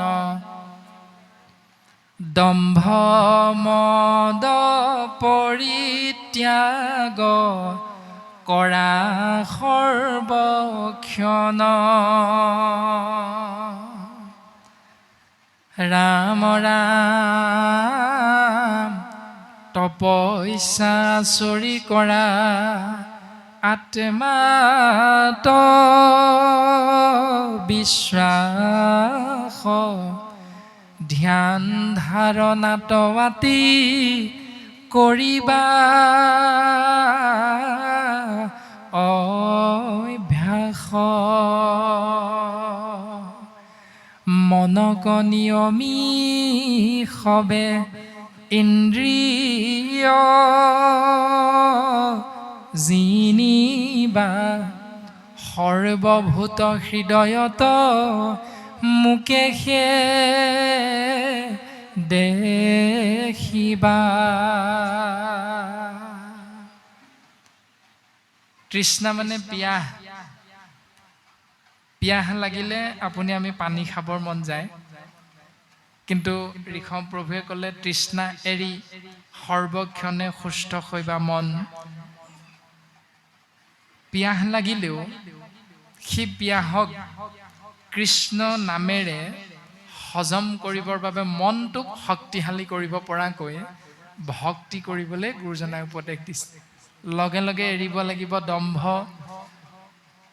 মদ, সকলো সময়তে কৰা সৰ্বক্ষণ, তপস্যা আচৰি কৰা আত্মাত বিশ্বাস, অৰ্থাৎ ভাবিবলৈ কৈছে মনৰ দ্বাৰা যে মোৰ হৃদয়ত যিজন ভগৱন্ত পুৰুষে চকুৰ দ্বাৰা দেখুৱাই আছে, হাতৰ দ্বাৰা কৰ্ম কৰাই আছে, মুখৰ দ্বাৰা কথা উচ্চাৰণ কৰাই আছে, কৰ্ণহন্তে সকলোখিনি কথা শুনোৱাই আছে, সেই একেজন ঈশ্বৰেই পৰমাত্মা ৰূপত আমাৰ সন্মুখত থকাজনৰো হৃদয়ত প্ৰকাশমান হৈ আছে। এই চিন্তাটো মনলৈ আনিবৰ বাবে ঋষভ প্ৰভুৱে পুত্ৰসকলক উপদেশ দিছে। মনক নিয়মী সবে ইন্দ্ৰিয় জিনিবা সৰ্বভূত হৃদয়ত মুকেশে দেখিবা। এতিয়া আজি নামঘৰত যিমান বেয়াকে ক'লেও ভালকে ক'লেও কোনেও কাকো বেয়া নাপায়। আজি নামঘৰৰ মজিয়াত কৃষ্ণ নামটো আশ্ৰয় কৰিবলৈ যাওঁতে অকণমান যদি সুৰটো টানো হৈছে তথাপিতো বেয়া নাপায়, কিয়নো আজি আমি নাম আনন্দৰ মাজত সোমাই আছো। ভক্তিৰ সৰোবৰত আমি ৰাজহংসৰূপী ভকতসকলে স্নান কৰিছোঁ, নাম পদ্মফুল পান কৰি আছো, কৰ্ণহন্তে পদ্মমুখহন্তে। সেইকাৰণে আমাৰ হৃদয়ৰ পৰা শৰীৰৰ পৰা এই সমস্তখিনি দম্ভ অহংকাৰ নাশ হৈ আছে। কিন্তু ইয়াৰ প্ৰমাণটো আমি কোনদিনা পাম? আজি কিমান বুজি পালোঁ?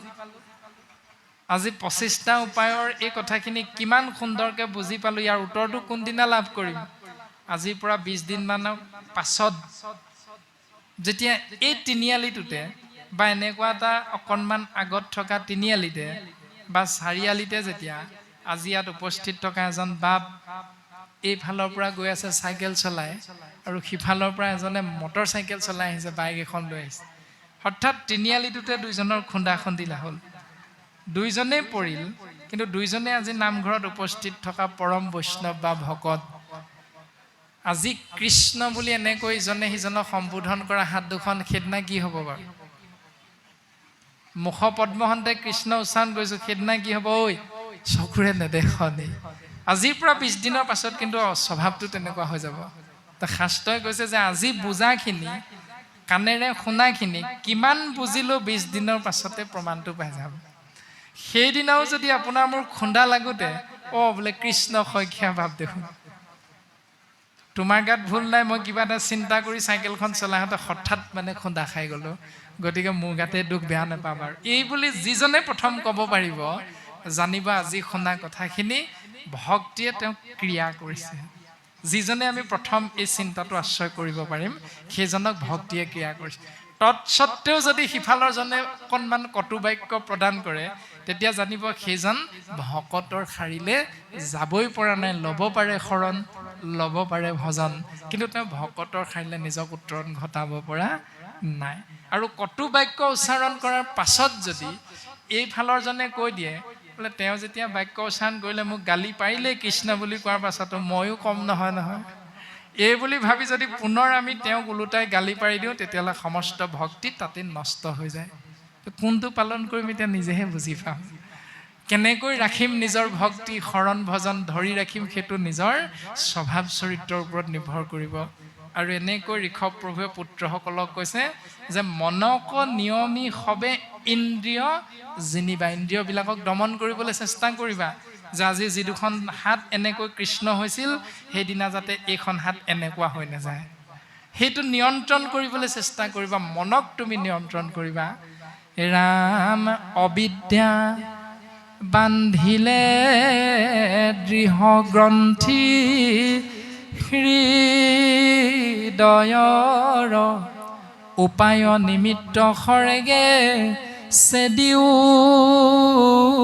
সতৰ তেবে তোৰাই লভিবা ঈশ্বৰ জ্ঞান কৰ্মবন্ধ চিন্দি হৈবা মুকুত সমান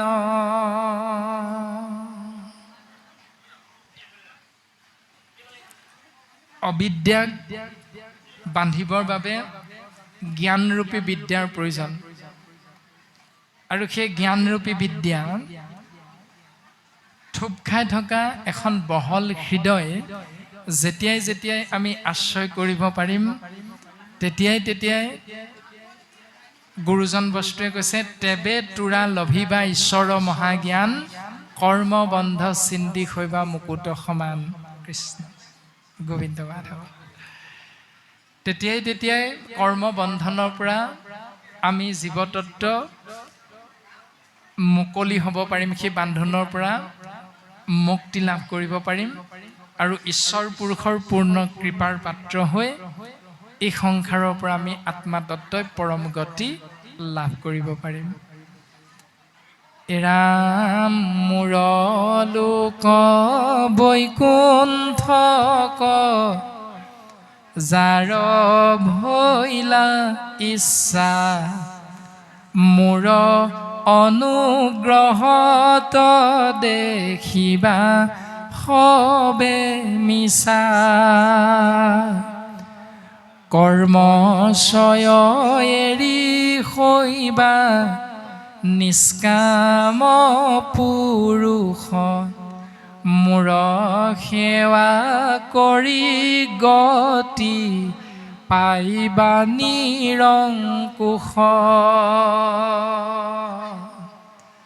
মোৰ স্বধাম হ'ল বৈকুণ্ঠ ন যুগ কুণ্ঠ সমান বৈকুণ্ঠ যি স্থানত প্ৰৱেশ কৰিবৰ বাবে উপস্থিত হ'বৰ বাবে জীৱৰ কোনো ভয় নাই সেয়া কেৱল মোৰ অনুগ্ৰহৰ দ্বাৰাহে সম্ভৱ আৰু মোৰ যেতিয়া অনুগ্ৰহ লাভ কৰিব এতিয়া আত্মাৰূপী জীৱতত্ত্বই তেতিয়া সেই আত্মাতত্ত্বই ইমান দিনে অৰ্থাৎ মোৰ অনুগ্ৰহ লাভ কৰা আগলৈকে যিখিনি সঁচা বুলি ভাবিছিল সেই সকলোখিনি সঁচা মোৰ কৃপা ধন্য হোৱাৰ লগে লগে আপুনি মিছা হৈ যায় আৰু কৰ্মবিলাক কৰি থাকোঁতে যি আমি ইচ্ছা অনুসৰি কৰ্ম কৰিছিলোঁ যাক কাম্য কৰ্ম বুলি কোৱা হৈছে কামনাযুক্ত কৰ্ম সেই কৰ্ম এৰি স্বাভাৱিকতে মোৰ অনুগ্ৰহ লাভ কৰা এটি জীৱতত্ত্বই নিজকে নিষ্কাম পুৰুষৰ হাৰিলে উত্তৰণ ঘটাব পাৰে আৰু লগে লগে তেওঁ এটা গতি লাভ কৰে সেই গতিৰ নাম হ'ল নিৰংকুশ গতি অংকুশ মানে এডাল বেকা জোঙা বস্তু অংকুশ আৰু নিৰংকুশ মানে পোন অৰ্থাৎ তাত কোনো বেকা বেকি পথ নাই যে পোনে পোনে আহি বাধা বিঘিনি নেওচি পোনে আহি মোৰ কৃপাৰ বশত জীৱতত্ত্বই ভয় নথকা শংকা নথকা মোৰ স্বধাম বৈকুণ্ঠত উপস্থিত হ'ব পাৰে নিৰংকুশ গতি ৰাম একোৱে নজানে যিটো অতি মূঢ়মতি হেনত নয়ক বাপে শিখাইবে ভকতি শিষ্যক দিবেক গুৰু হেন উপদেশ ৰাজাগণে শিকাইবেক প্ৰজাকণি শেষ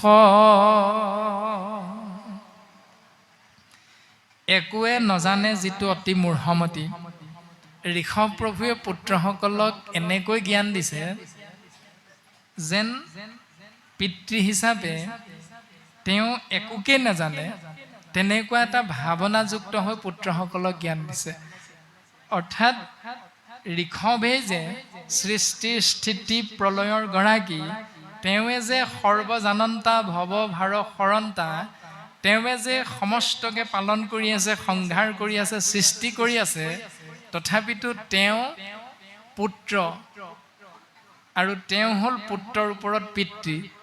পিতৃয়ে যিখিনি জ্ঞান দিব লাগে সেই জ্ঞানখিনি এনে ভাৱেৰে প্ৰদান কৰিছে যেন তেওঁ এইখন সংসাৰত ঈশ্বৰ নহয়, অন্য এজন ঈশ্বৰ আছে, সেই ঈশ্বৰজনক পুত্ৰসকলে ভজনা কৰিব লাগে। এনেকুৱা এটা ভাৱনা, একেবাৰে সহজ সৰল, যেন একোৱেই নাজানে, কিন্তু একেখিনি কথাকে গুৰুজনাই উপদেশ মৰ্মে আমাক প্ৰদান কৰিছে যে শিষ্যক দিবেক গুৰু সেন উপদেশ। যদি আমি গুৰুৰ আসন লাভ কৰোঁ, তেতিয়াহ'লে গুৰুৰ আসন লাভ কৰাৰ লগে লগে গুৰুৰ কৰ্তব্য হ'ব শিষ্যক তেনেধৰণে উপদেশ প্ৰদান কৰা। আৰু যদি ৰজাৰ আসনখন গ্ৰহণ কৰা, তেতিয়াহ'লে ৰজা হ'লে প্ৰজাবৃন্দক তেনেকৈ উপদেশ প্ৰদান কৰা। ঈশ্বৰমুখী চিন্তা আৰু সৎ উপদেশ যেনেকৈ ঋষভে তেওঁৰ 100জন পুত্ৰক প্ৰদান কৰিছে, তদনুৰূপ গুৰুৱে শিষ্যক শিকাব লাগিব, আৰু ৰজা হ'লে তেওঁ প্ৰজাবৃন্দক সেই উপদেশ প্ৰদান কৰিব লাগিব। ৰাম পৰম সকামীটো দেখা যত লোক, বিষয় সুখত সবে পাহৰিলে মোক। নয়ন থাকন্তে যেন অন্ধক পৰায়, যিজনে তাহাক আবে কৰ্মে প্ৰৱৰ্তায়। এই সংসাৰখনত জীৱবিলাক স্বাভাৱিকতে পৰম সকামী, সেইকাৰণে সকলোৱে বিষয় সুখত থাকোঁতে থাকোঁতে মোলে পাহৰি যায়। একমাত্ৰ কুন্তীক যেতিয়া কৃষ্ণ তত্ত্ব উপদেশ মানে এভাগ আশীষ প্ৰদান কৰিব বিচাৰিছিল যে পেহী তোমাক কি লাগে কোৱা, তেতিয়া কুন্তীয়ে কৈছিল যে শ্ৰী ভৈলে ভুলৈ মন, কৰৈ নানা কৰ্ম। যে সেই কৃষ্ণ মনটো যদি শ্ৰীবৃদ্ধি হয়, অৰ্থাৎ ধন সম্পত্তি ঐশ্বৰ্যৰে মোৰ মনটো যদি ভৰি থাকে, তেতিয়াহ'লে মই তোমাকতো পাহৰি যাওঁ কৃষ্ণ। গতিকে তোমাক সদা সৰ্বদা মনত ৰাখিবৰ বাবে তুমি মোক পৃথিৱীৰ সমস্ত দুখ মোৰ শিৰত তুমি অৰ্পণ কৰি দিয়া, যাতে প্ৰত্যেক মুহূৰ্ততে মই তোমাক মনত ৰাখিব পাৰোঁ। তেনে মাতৃ, তেনে পিতৃ, তেনে জীৱ মনুষ্য আমি সংসাৰত কেইজন আছোঁ? আমিতো প্ৰত্যেকেই দুখেই বিচাৰোঁ, সেইকাৰণে আমি দুখৰ উপৰি দুখ পাওঁ। আৰু ঋষভ পুত্ৰসকলক কৈছে যে সংসাৰত প্ৰত্যেকজন শৰীৰধাৰী মনুষ্য স্বাভাৱিকতে সকামী, আৰু সকামী হোৱাৰ বাবে বিষয় সুখত আবদ্ধ, আৰু বিষয় সুখত আবদ্ধ হৈ থাকিলে স্বাভাৱিকতে মোৰ কথা জীৱই পাহৰি যায়। নয়নত থাকন অৰ্থাৎ চকু থাকিও অন্ধৰ দৰে কৰ্মবিলাক কৰে, আৰু অন্ধৰ দৰে কৰ্মবিলাকৰ দৰ্শন হ'ল যিজনে তাহাক আবে কৰ্মে প্ৰৱৰ্তায়। অৰ্থাৎ কিবা এটা ঘৰত অপায় মংগল হ'লে যদি আমি কাৰোবাক সোধোঁ, তেতিয়া সেই ব্যক্তিজনে কি কয়, বোলে তোমালোকৰ ঘৰত আগৰ পৰা এইখিনি নিয়ম পালন কৰি আছিলা, এই নিয়মখিনি এতিয়া তোমালোকে যে এৰি দিছা, এতিয়া এইটো তোমালোকৰ পৰা পাৰিলা অংগতে মানুহ এজন আছে, তোমালোকে দুৱাৰমান এযোৰ লৈ যাবা, অকণমান চোৱাই আহিবা ঘৰখনৰ হৈ। এই আদি আদি যিবিলাক কথা কৈ দিব, তাৰমানে ব্যাসদেৱত দিয়া দেৱৰ্ষি নাৰদৰ ভাগি উপদেশ যে কালে কৰ্ম মিলাদেৱ বিষয়ৰ সুখ, উপদেশী লোক হ'ব কৃষ্ণক সন্মুখ। যদি আমাৰ পৰা কোনোবা উপদেশ বিচাৰে, তেতিয়া আমাৰ স্বভাৱটো হ'ব লাগিব কৃষ্ণমুখী চিন্তাৰে সেই ব্যক্তিজনক উপদেশ দিয়া। কাৰণ কালে কৰ্ম মিলাদেৱ, কাল মানে সময়, সময়ৰ লগে লগে বিষয় উপভোগ কৰিবৰ বাবে ইচ্ছা কৰা আমি জীৱতত্ত্বক সময়ে সকলোখিনি শিকাই যাব। কিন্তু উপদেশ দিয়াৰ যদি দায়িত্ব আহি পৰে, তেতিয়াহ'লে আমাৰ স্বভাৱ হ'ব লাগিব কেৱল কৃষ্ণমুখী চিন্তাৰে সি শৰীৰধাৰী জীৱতত্ত্বক আনন্দৰ উপৰি আনন্দ প্ৰদান কৰিবৰ বাবে অগ্ৰসৰ হোৱা।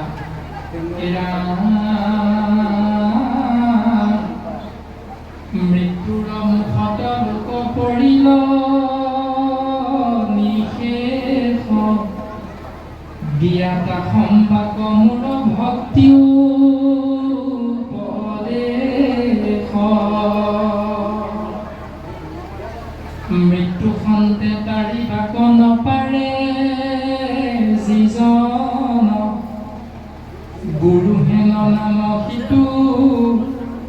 হৰে কি কাৰণ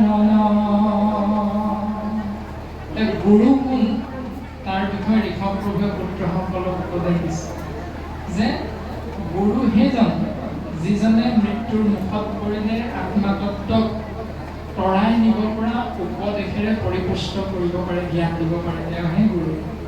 গুৰু সেইজন নহয় যিজনে মৃত্যুৰ মুখত পৰা জীৱতত্বক উদ্ধাৰৰ পথটো দেখুৱাই দিব পাৰে, সেইজন কেতিয়াও গুৰু নহয়। গতিকে আমি চিন্তা কৰিব লাগিব। মাধৱ গুৰুজনে আমাক চিনাকি দি থৈ গৈছে শ্ৰীমন্ত শংকৰ হৰি ভকতৰ জানা যেন কল্পতৰু তাহান্ত বিনাই নাই নাই নাই আমাৰ পৰম গুৰু। অথচ এই জোকা বাক্য, এই জোকা ঘোষা আপুনি মই দিনে ৰাতিয়ে গাই থাকিলে শংকৰদেৱ আপোনাৰ মোৰ গুৰু হৈ থাকিব।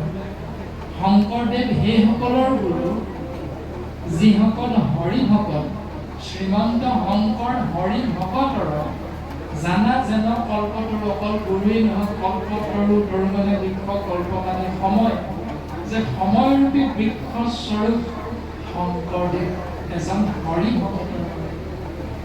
গতিকে আমি যদি হৰি ভকত হৈছোঁ তেতিয়াহ'লে শংকৰদেৱ আমাৰ পৰম গুৰু, গুৰু বুলি কোৱাৰ অধিকাৰটো আমাৰ আছে। যদি আমি হৰি ভকত নহয়, দুৰ্গা ভকত বা ৩৩ কোটি দেৱ দেৱতাৰ ভকত হৈছোঁ মাজে মাজে, তেতিয়াহ'লে শংকৰদেৱ আমাৰ পৰম গুৰু বুলি কোৱাৰ অধিকাৰখন শাস্ত্ৰই আপোনাক মোক কিন্তু চিন্তা কৰিব লাগিব কথাখিনি। তাৰপিছত মাতৃ কোনগৰাকী? পিতৃ কোনজন? তাৰ বিষয়ে ঋষভ প্ৰভুৱে উপদেশ দিছে পুত্ৰসকলক। এৰা জনক জননী ইষ্ট নবুলিবা তাক নপাৰয় যিটো জনে মৃত্যু গুচাইবাক। জনক মানে পিতৃ, জননী মানে মাতৃ, ইষ্ট মানে ভজনীয় তত্ত্ব। তেওঁ যিজনে মৃত্যুৰ মুখত পৰা আত্মাতত্ত্বক উদ্ধাৰৰ পথটো দেখুৱাই দিব পাৰে, তেওঁহে হ'ল মাতৃ, তেওঁহে হ'ল পিতৃ, তেওঁহে হ'ল ইষ্টদেৱ।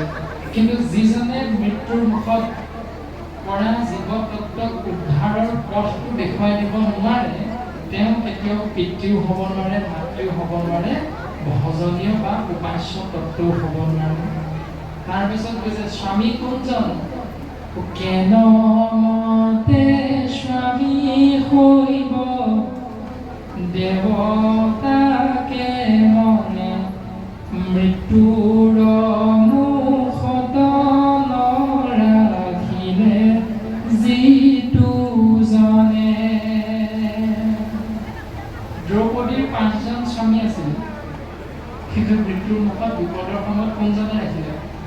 এজনো ৰাখিব নোৱাৰিলে। তাৰ পৰাই যদি আমি চিন্তা কৰোঁ, আমাৰ স্বামী কোন? শাস্ত্ৰত উত্তৰ দিছে স্বামী ৰাম, স্বামী ৰাম নেৰুৱাৰ চৰণ তোমাৰ। আমাৰ স্বামী হ'ল কেৱল ৰাম, যাৰ নাম আশ্ৰয় কৰি আমি জীৱন কৰিব পাৰোঁ। ৰাম তাকে বুলি গুৰু তাংক বলি বান্ধৱ,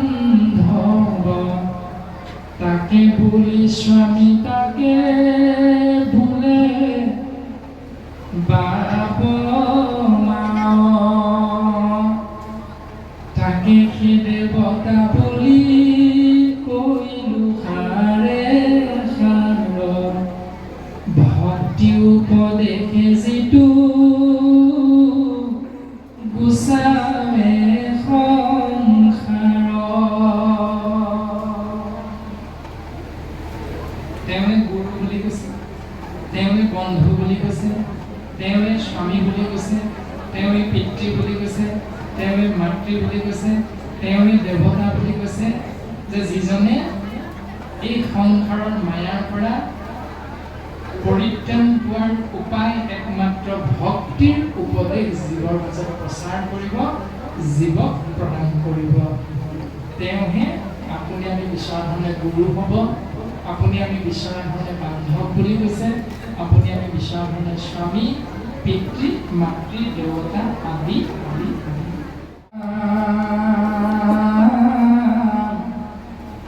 প্ৰতিটো শৰীৰ মোৰ অচিন্ত পৰম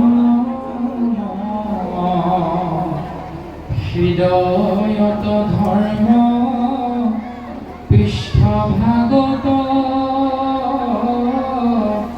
অধৰ্ম এতেকে পণ্ডিতে মোক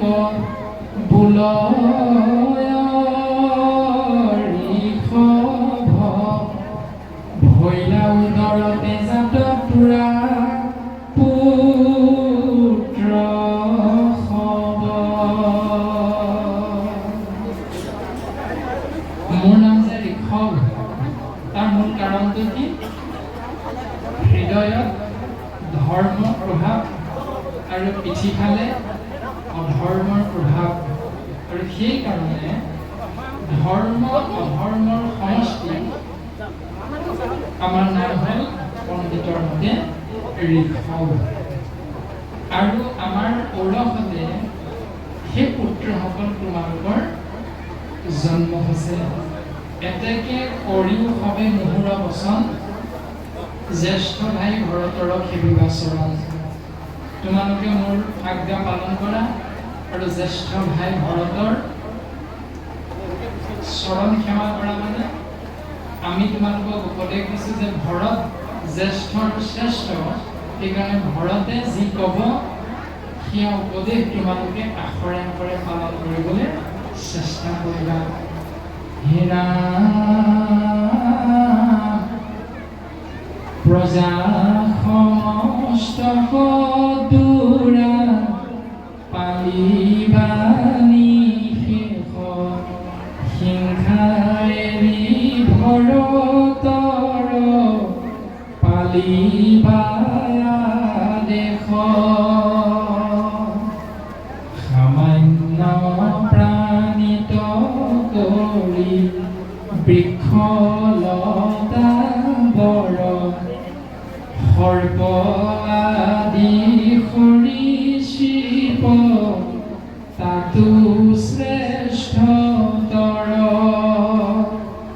তাহাতো অধিক গৰু পশু আদি যত, সবাতো অধিক মনুষ্যে বিশেষত।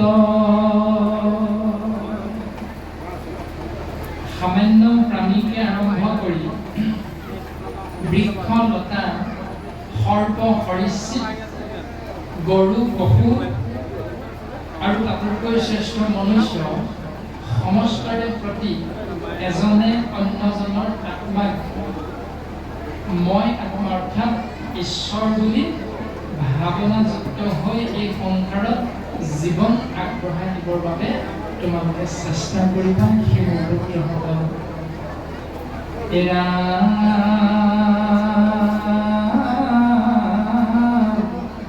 দক্ষ আদি ব্ৰহ্ম সুত তাতো শ্ৰেষ্ঠতম, তাতো কৰি মহাদেৱ জানিবা উত্তম। মই আৰু মহেশ্বৰ কিছু নাহি ভিন্ন, জানিবা সময় বিপ্ৰগণৰ অধীন। ৰাম ব্ৰাহ্মণৰ ভৈলো জাতো, মই হে প্ৰধান। এতে জ্ঞানৰ লগে নকৰা সমান, যেন পুষ্ট হওঁ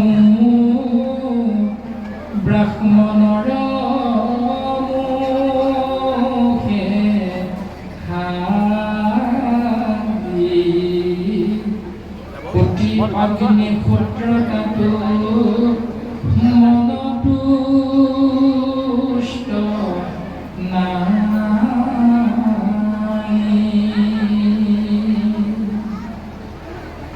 সেই মোৰ পুত্ৰসকল দক্ষকে ধৰি ব্ৰহ্মপুত শ্ৰেষ্ঠৰো শ্ৰেষ্ঠ মহাদেৱ আৰু মই মহেশ্বৰৰ মাজত কিছু ভিন্ন নাই। জানি বাহা মই বিপ্ৰগণৰ অধীন।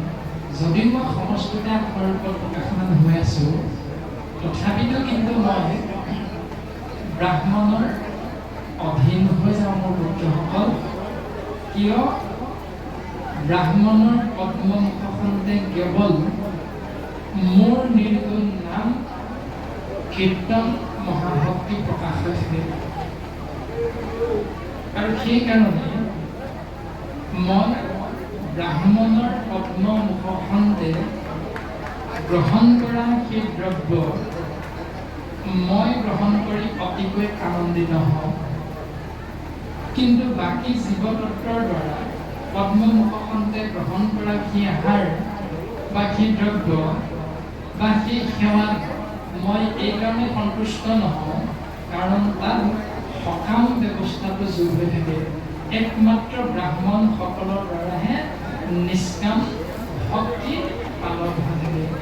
গতিকে ব্ৰাহ্মণৰ দৰ্শনটো যদি আমি চিন্তা কৰোঁ, তেতিয়াতো গুৰুজনাই কৈছে যে জন্মজাতে শূদ্ৰ সংস্কাৰতে দ্বিজ বেদ পাঠাত ভৱতে বিপ্ৰ ব্ৰহ্ম জানন্তি ব্ৰাহ্মণ। যে ব্ৰাহ্মণ হ'ল ঈশ্বৰপূৰ্বক জানিবৰ বাবে ইচ্ছা কৰা এজন শৰীৰধাৰী ব্যক্তিৰ এটা ব্যক্তিত্ব। ঈশ্বৰক জানিবৰ বাবে ইচ্ছা কৰা এজন ব্যক্তিৰ এটা ব্যক্তিত্বক কোৱা হৈছে ব্ৰাহ্মণ তত্ত্ব। জন্মসূত্ৰে প্ৰত্যেকজন শৰীৰধাৰী মনুষ্যকে শাস্ত্ৰই কৈছে ক্ষুদ্ৰ মানে অজ্ঞানী। সংস্কাৰতে দ্বিজ অৰ্থাৎ এটি সন্তানক যেনেকৈ বিদ্যালয়ত নামটো লগাই দিয়াৰ পৰা আৰম্ভ কৰি অ আ ক খ ABCD শিকোৱালৈকে কোনোবা ডাঙৰ এজন ব্যক্তি আহিলে বৰদেউতা বৰমা খুৰা খুৰী আদি সম্বোধনেৰে কৃষ্ণ নমস্কাৰ আদি ক'বলৈ শিকোৱা হয়। তাৰ দ্বাৰা সেই ব্যৱস্থাটো কোৱা হৈছে সংস্কাৰ। আৰু সেই সংস্কাৰতে এজন শৰীৰধাৰী মনুষ্য জন্মসূত্ৰে যদিও অজ্ঞানী, সংস্কাৰতে দ্বিজ বুলি কোৱা হৈছে। তাৰপিছত সংস্কাৰী হৈ দ্বিজ হোৱাৰ লগে লগে তেওঁ বেদ পাঠাত ভৱতে বিপ্ৰ পাঠ্যপুথি অধ্যয়নৰ লগে লগে তেওঁ যদি কৃষ্ণ সংস্কৃতি গুৰুজনাই দিয়া সমস্তখিনি আয়ত্তৰ বাবে পিতৃ মাতৃয়ে তেওঁক আগবঢ়াই দিয়ে, তেতিয়াহ'লে সেইখিনিৰ মাধ্যমেৰে তেওঁ ছাত্ৰ অৱস্থাত থাকিও নিজকে বেদ পাঠাত ভৱতে বিপ্ৰ এজন বিপ্ৰৰ শাৰীতে লৈ যাব পাৰে। আৰু লগে লগে তেওঁ যদি সমস্ত ভূততে শাস্ত্ৰসন্মতে আত্মা ৰাম তত্ত্বটোৰ দৰ্শন পাবৰ ইচ্ছা কৰে, তেতিয়াহ'লে সেই একেজন ব্যক্তিৰে ব্যক্তিত্বটোৰ নাম হ'ল ব্ৰাহ্মণ। শাস্ত্ৰই এই ধৰণে ঋষভ প্ৰভুৰ দ্বাৰা পুত্ৰসকলক জ্ঞান প্ৰদান কৰিছে যে ব্ৰাহ্মণ বা ব্যক্তিসত্তাটোৰ দ্বাৰা যিহেতু জীৱতত্ত্বই সমস্ততে মূল উপলব্ধি কৰে, শইকীয়া দত্ত কলিতাই উপাধিবিলাকক আশ্ৰয় নকৰি সমস্ত শৰীৰতে কেৱল মোৰ উপস্থিতিৰ অনুভৱ কৰে হৃদয়েৰে। সেইকাৰণে তেওঁৰ পদ্মমুখখনতে থাকি আমি অত্যন্ত আনন্দ অনুভৱ কৰোঁ। যেন পুষ্প কওঁ ব্ৰাহ্মণৰ মুখে খাই কোটি অগ্নিপুত্ৰ তাতো মনৰ পুষ্ট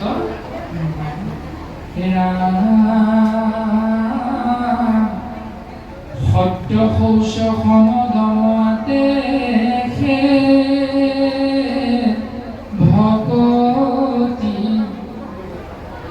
স্বৰ্গ পবৰ্গটো এৰিলে যিটো ৰতি মোকে কি দেৱতা বুলি মানিবা মতত কৰিবা সেৱা ক্ষেম বিপ্ৰ চৰণত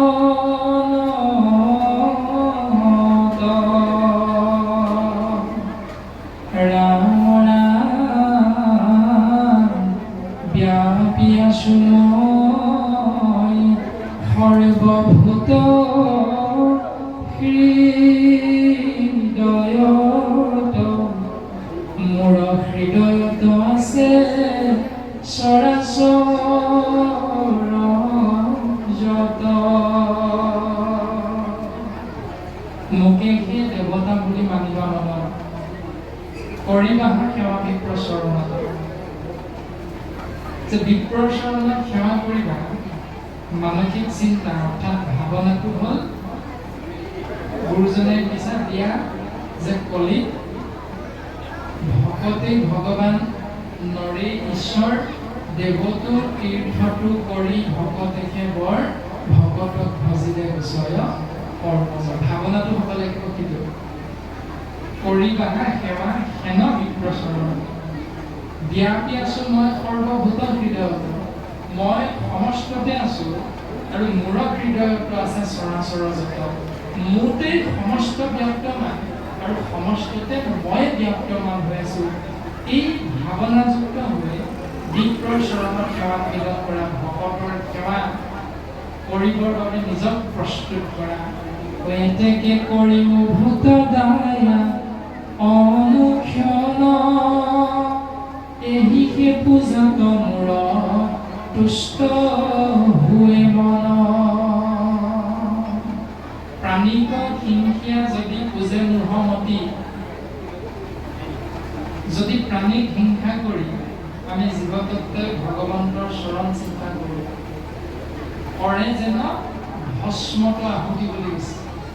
তাতো মই কষ্ট নহওঁ, ভগৱন্ত পুৰুষে কপিল প্ৰভুৱে মাতৃ দেৱভূতি আগত কৈছে যে তেনেকুৱা সেৱাৰ দ্বাৰা মই সন্তুষ্ট নহয় পেলাই ভস্মত আহুতি দিয়াৰ দৰে হয়। আৰু ইয়াতো লিখক প্ৰভুৱে পুত্ৰসকলক কৈছে এতেকে কৰিও ভূত দায়া অনুক্ষণ, এহিকে পূজাত মূৰ তুষ্ট হৈ পাব। তাৰমানে ৰক্ত ৰঞ্জিত আহাৰৰ দ্বাৰা ভগৱন্ত সন্তুষ্ট নহয়। এৰা দিলা হেন উপদেশ তনয়ক প্ৰতি, জ্ঞান বৈৰাগৰ যুক্ত কৰিলা ভকতি।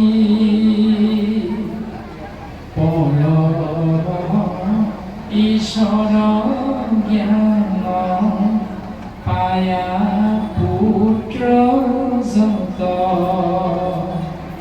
কৰিলা প্ৰণাম ঋষ ভৰ চৰণত।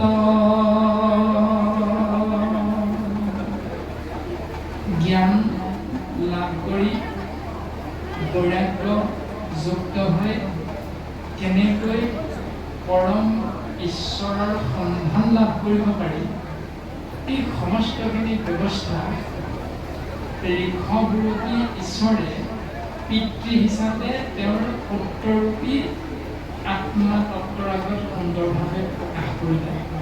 আৰু সেই সুন্দৰ উপদেশৰূপী তত্ত্ব জীৱাত্মাৰ প্ৰতীকস্বৰূপ পুত্ৰবিলাকে লাভ কৰি পৰম ঈশ্বৰ জ্ঞান বুলি পিতৃ ঋষভকে বুজিব পাৰি অন্তৰাত্মাৰ জৰিয়তে তেওঁৰ চৰণ কমলত সেৱাভাগ নিবেদন কৰিছে। এইখিনিলৈকে প্ৰচেষ্টা উপায় অহংকাৰ নাশ কৰাৰ সুন্দৰভাৱে উপদেশ প্ৰকাশ কৰিলে। আৰু ইয়াৰ পাছতে হয়তো উপদেশ আছে, উপদেশৰ লগে লগে আমি সময়ৰ প্ৰতি লক্ষ্য ৰাখি যে অনুষ্ঠান বিৰাম হেৰা মৰা শনি মুখ সভা পদ ভাগত কথা, ইহেন মনুষ্য জন্ম নকৰি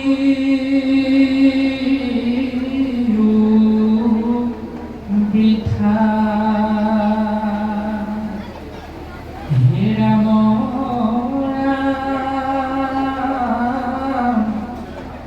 বিষয়ৰ সুখ শুনিবে তিলেকে অন্তৰ,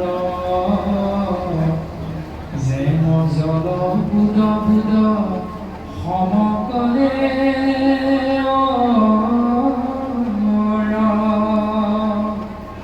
হীৰা মুখে নজানি কৃষ্ণ পাৱে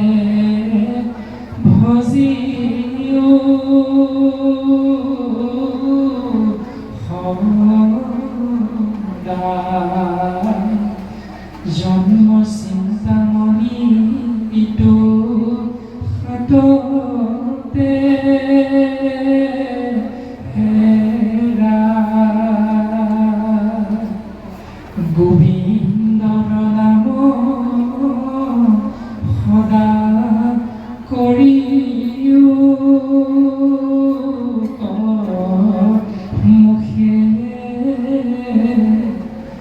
অৱশ্যে জানিবে ইটো জন্ম সুখে সুখে হে ৰাম নমো নমো কৃষ্ণ প্ৰভু জগতৰ নাথ ৰাখিও চৰণে মই পৰম অনাথ মৰণ সময়ে মূৰ নচাৰো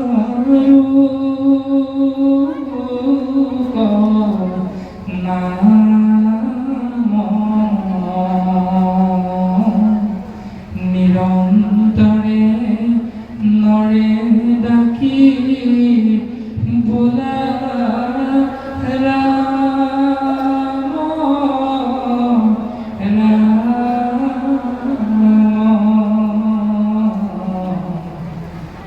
হৰি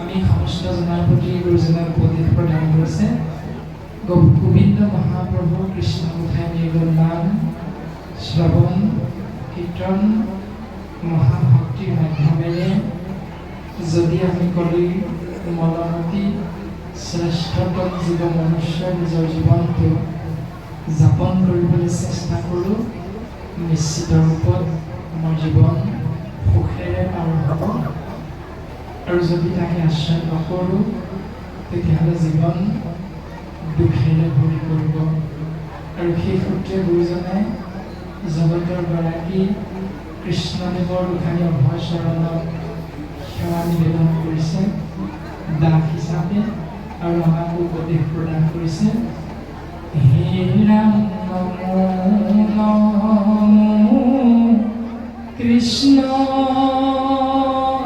প্ৰভু জগতৰ নাথ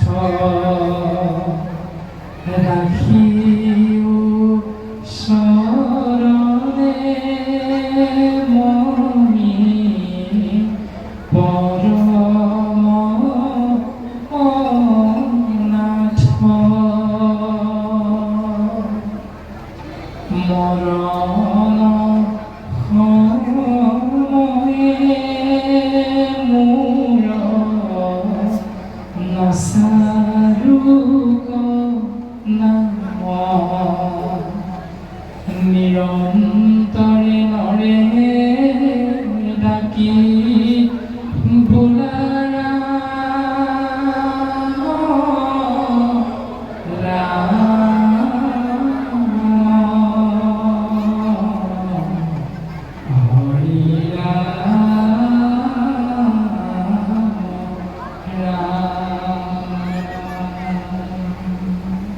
কৃষ্ণ জয় ৰাম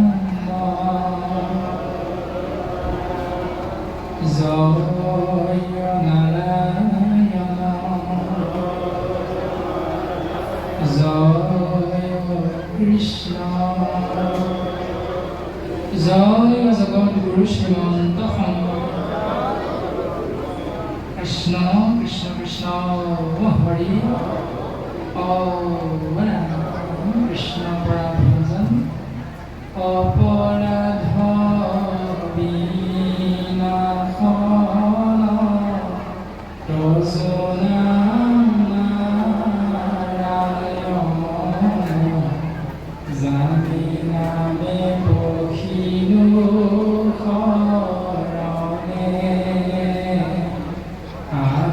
গতি নাহি কেৱল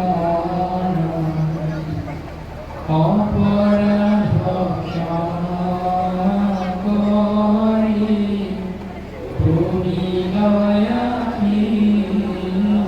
হৰি মোক ৰক্ষা কৰিও শৰণ ৰাম মোক ৰক্ষা কৰিও শৰণ কৃষ্ণ হৰি